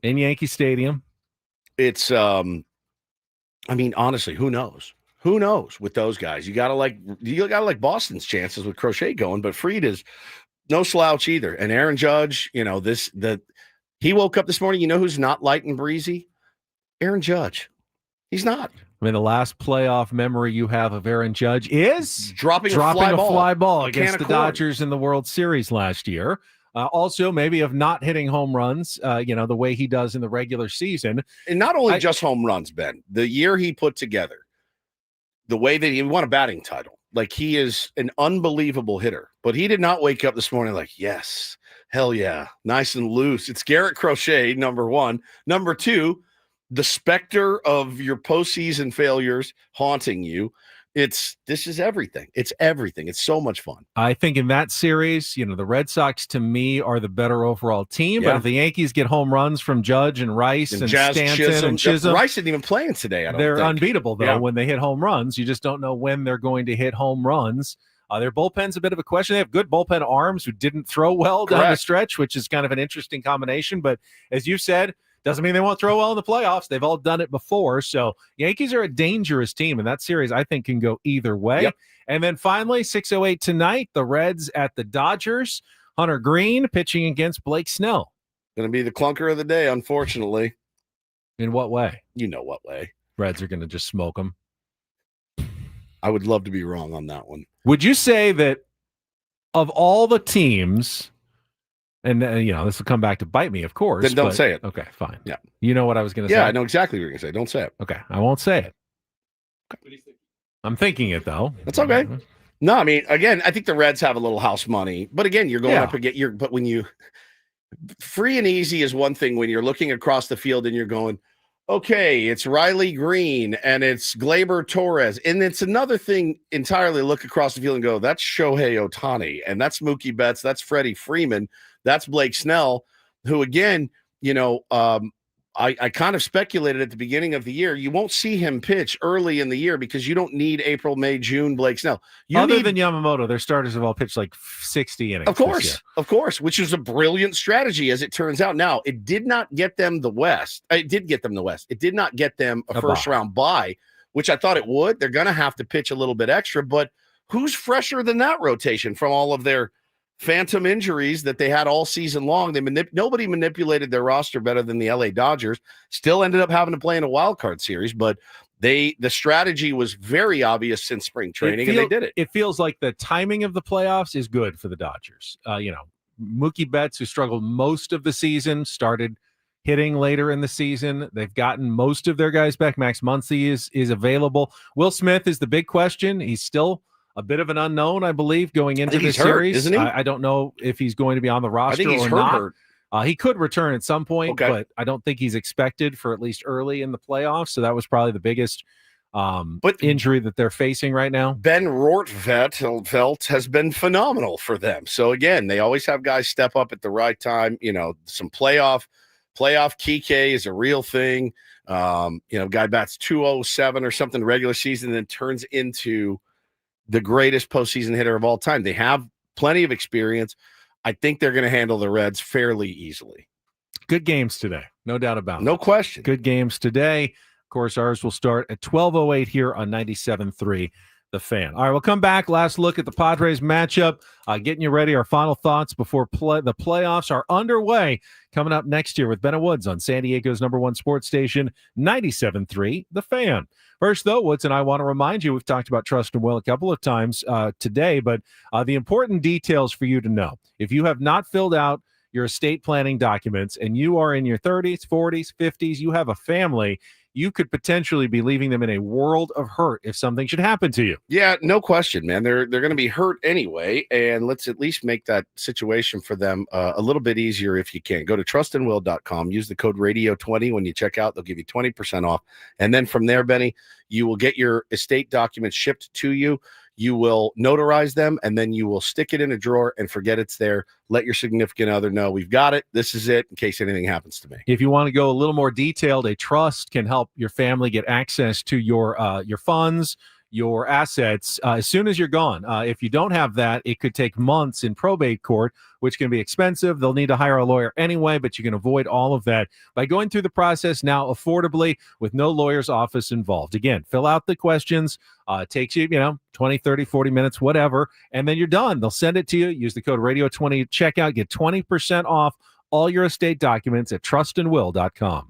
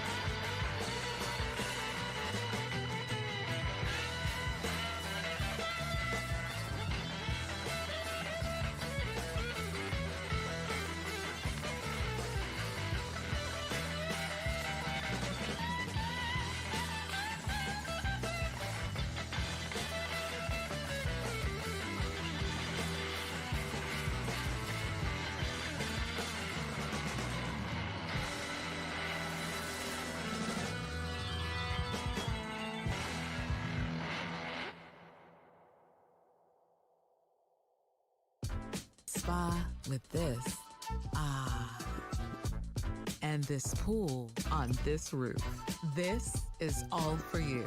The all-new Humul Casino Resort, now open.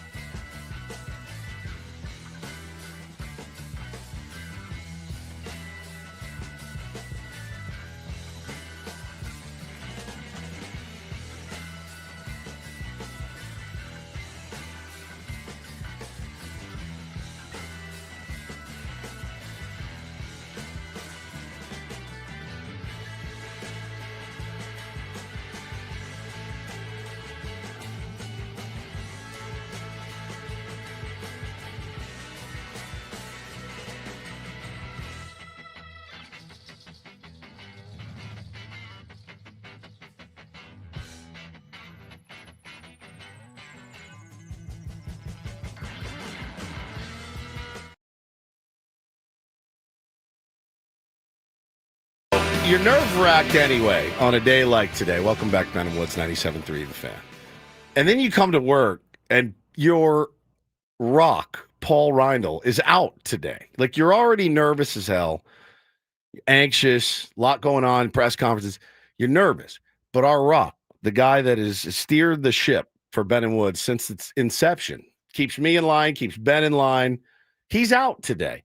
But then we get Adam Klug as our brand manager, who I've heard no less than 4 of these, no kidding, today from over on that side.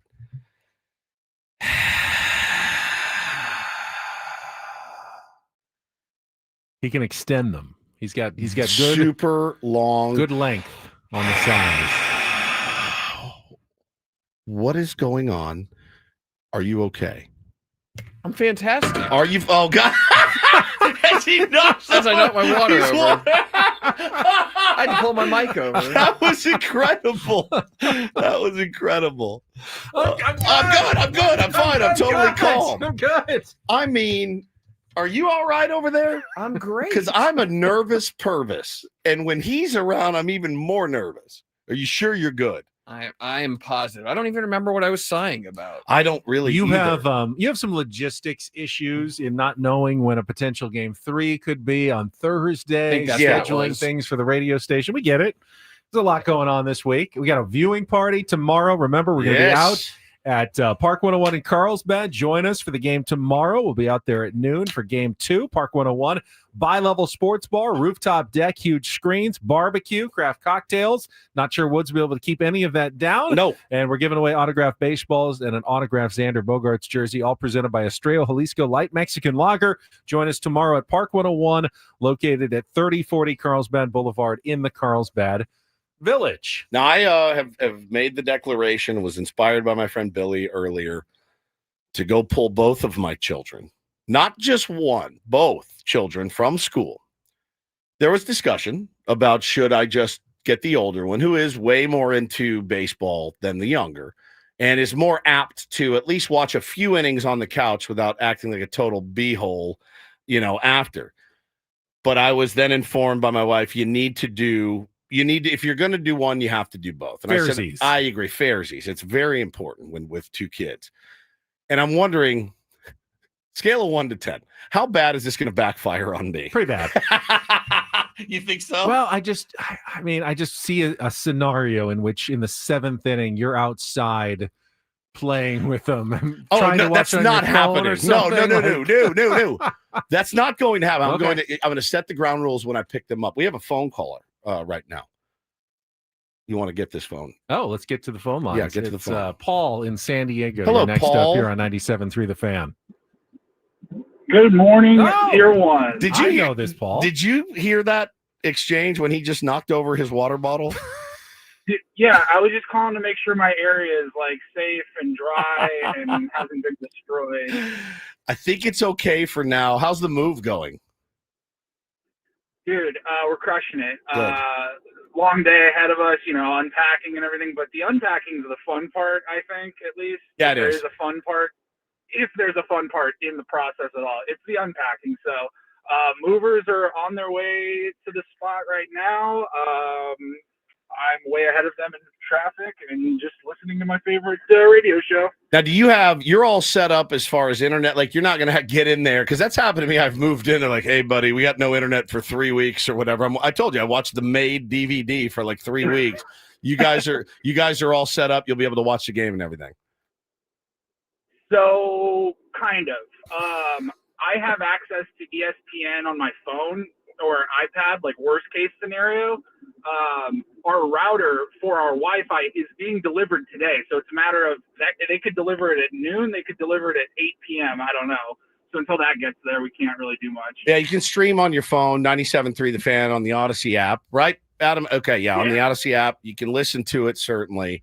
But yeah, dude, you're very missed in here. By the way, Paulie, first big move, and you're right. The packing is the worst part, and then unpacking is kind of fun, but sneaky bad part is then getting rid of the boxes. At the end is also not fun at all. Hey, do the bit where you email the entire company and say, hey, if anybody needs any boxes, I've got some for you. That never works. I've done that before. That's funny because I actually did borrow some boxes from our fearless leader, Bald Rindel, and I got a good chuckle out of going through the boxes that he gave me and then seeing like, oh, that's just an Amazon box. Oh, that's not just an Amazon box. That's an Amazon box that was addressed to 97.3 to our engineers. He just was like grabbing stuff around the office. I loved it. He's unbelievable. He's unbelievable. So now you have to get rid of empty boxes are surprisingly expensive. They aren't are. They? You don't want to, and have to buy your own it boxes. is such a beating to get rid of boxes. It really is a nightmare. If you can slough them off on somebody else, that's always the better plan. Now, somebody said in the chat, if we win, Paul has to not come to work tomorrow. I'm not subscribing to many of my normal, and don't get any ideas, Paulie. I'm not subscribing to many of my normal superstitions this year. I've kind of let those go by the wayside. No, I will. I'll be prepared, I guess, to take the morning off if you really need me to. But no, we do I'm not. very much looking forward. I mean, if everything goes well this October, we'll never hear. We'll never see Paulie again, right? It's like 13 wins. Paulie's like, guys, I'm begging. Can I come back to work? Nope. Sorry, dude. No. Maybe next year after a losing streak, we can bring him back. And I just came down this morning. I regret to inform you, Paulie, that you are. It's corporate mandate. You're never allowed to take a day off again. Just so you know, that was enjoy it because this is your last one ever. So hopefully you have a great time and get all your moving done and everything else. But this is the last day, so I apologize. Fair enough. I'll take that. All right, buddy. We love you, man. Good job. Congratulations. Have fun. Definitely try to christen the new place tonight if you get the chance. I doubt you will, but hopefully at least christen it with the Padres dub. I'll take either. All right. Yeah. Fair enough. Yeah. I would actually trade a Padres dub for that. Not this one. No. I'd trade that for a Padres dub. Right. You're exactly. right. Not Yes. that way. Yeah. Yeah. Yes. 100%. The regular season, fine. You can make that trade, but Fair. not in the playoffs. That's exactly. Thanks, Paulie. Thanks, we'll see you brother. tomorrow. All right. See you guys. Later, All right. buddy. We get one last check of traffic, last look at the matchup, and then we'll turn things over to Braden at the top of the hour coming up on 97.3 The Fan. From the 855 Get Ross Traffic Center, protecting San Diego after accidents or injury, here's Kelly Danick. Not too bad of a wrap-up for our morning drive. Just this one accident northbound side of the 805 before Mesa College. Tow truck is helping to clear it. It's mostly over to the right shoulder. I'm Kelly Danick with Ben and Woods, San Diego's #1 sports station, 97.3 The Fan. I know you're having trouble keeping food down. Can I interest you in some wellness meats? This hour on 97.3 The Fan is brought to you by U.S. Wellness Meats. U.S. Wellness Meats offers 100% grass-fed beef, pork, poultry, wild-caught seafood, and more, shipped free from family farms, presumably in boxes.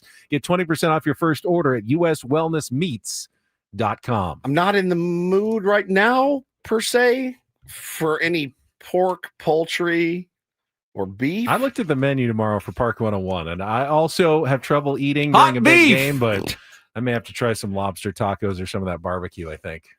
Here's the difference in you and I. I look ahead at the menu. Well, that's one. Well. But number two, if I'm hungry, I'll just get it.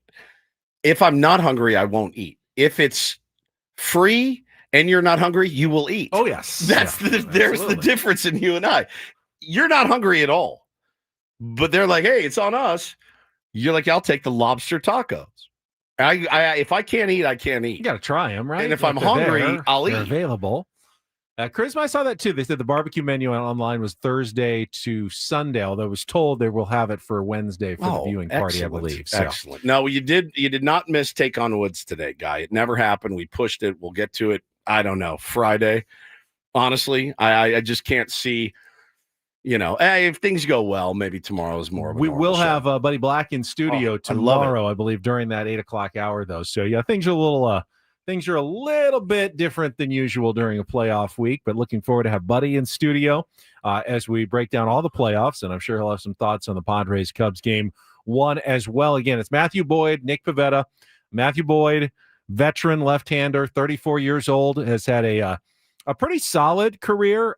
He did make 2 starts in the playoffs last year. He had gone 8 years before he made his first playoff appearance. It was 1 out for the Mariners in 2022, and then not again until last year when he went 1-1 with the Guardians in the playoffs, and now making his 3rd career playoff start today against, of course, Nick Pivetta, who will go for the Padres in Game 1 at 12:08. He's got good numbers, man. Really, really good numbers. He's going to go 4-seam changeup, slider, curveball, sinker. He doesn't use a lot, Benny, but he's a 4-seam fastball guy, and he's not overpowering by any stretch, but he mixes and matches his pitches very, very well. So basically you're really looking at fastball changeup. He moves the ball really, really well. So, if he leaves a mistake up, a changeup up, you can hammer him. And so the Padres will have to do that today. Very imperative, to get off to a hot start and not fall behind. I mean, that's for every playoff team. The Dodgers don't want to give up 2 runs in the first to the Reds. You just don't. It doesn't matter who you are, who you're playing. Love to see the boys get on the board in the first inning. That's my dream. I mean, you're on the road. That's a disadvantage. But the advantage is you get to take the crowd out of it in 1/2 inning. You can you go out and put up 4 runs in the first, Benny, they are going to be dead in the water as far as the crowd goes. It just is deflating. I feel really, really excited about Fernando Tatis Jr., hearing from him today again, and the kind of playoffs and how he has risen to the occasion in the past. Obviously, he's not going to get a hit in a home run in every single at-bat, so if they don't score in the first inning, doesn't mean the end of the world either.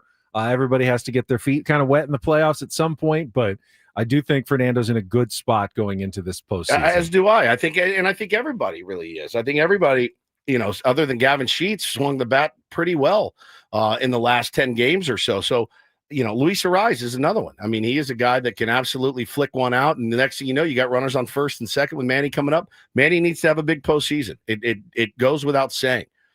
The guys from the right side of the plate, they all make the most money. They all need to be monsters because they're going to be facing a ton of left-handers. They have to rise above all of it. 1-3-5 today, Tatis, Machado, Bogarts. We will have it all tomorrow to break it down and preview Game 2 from 6 to 10 a.m. That's it for us. Braden's coming up next. Thanks to Adam Klug for sitting in for Paul Rindel, for Stephen Woods. I'm Ben Higgins. Enjoy the rest of your Tuesday if you can, and go Padres on San Diego's #1 sports station, 97.3 The Fan. So long, everybody.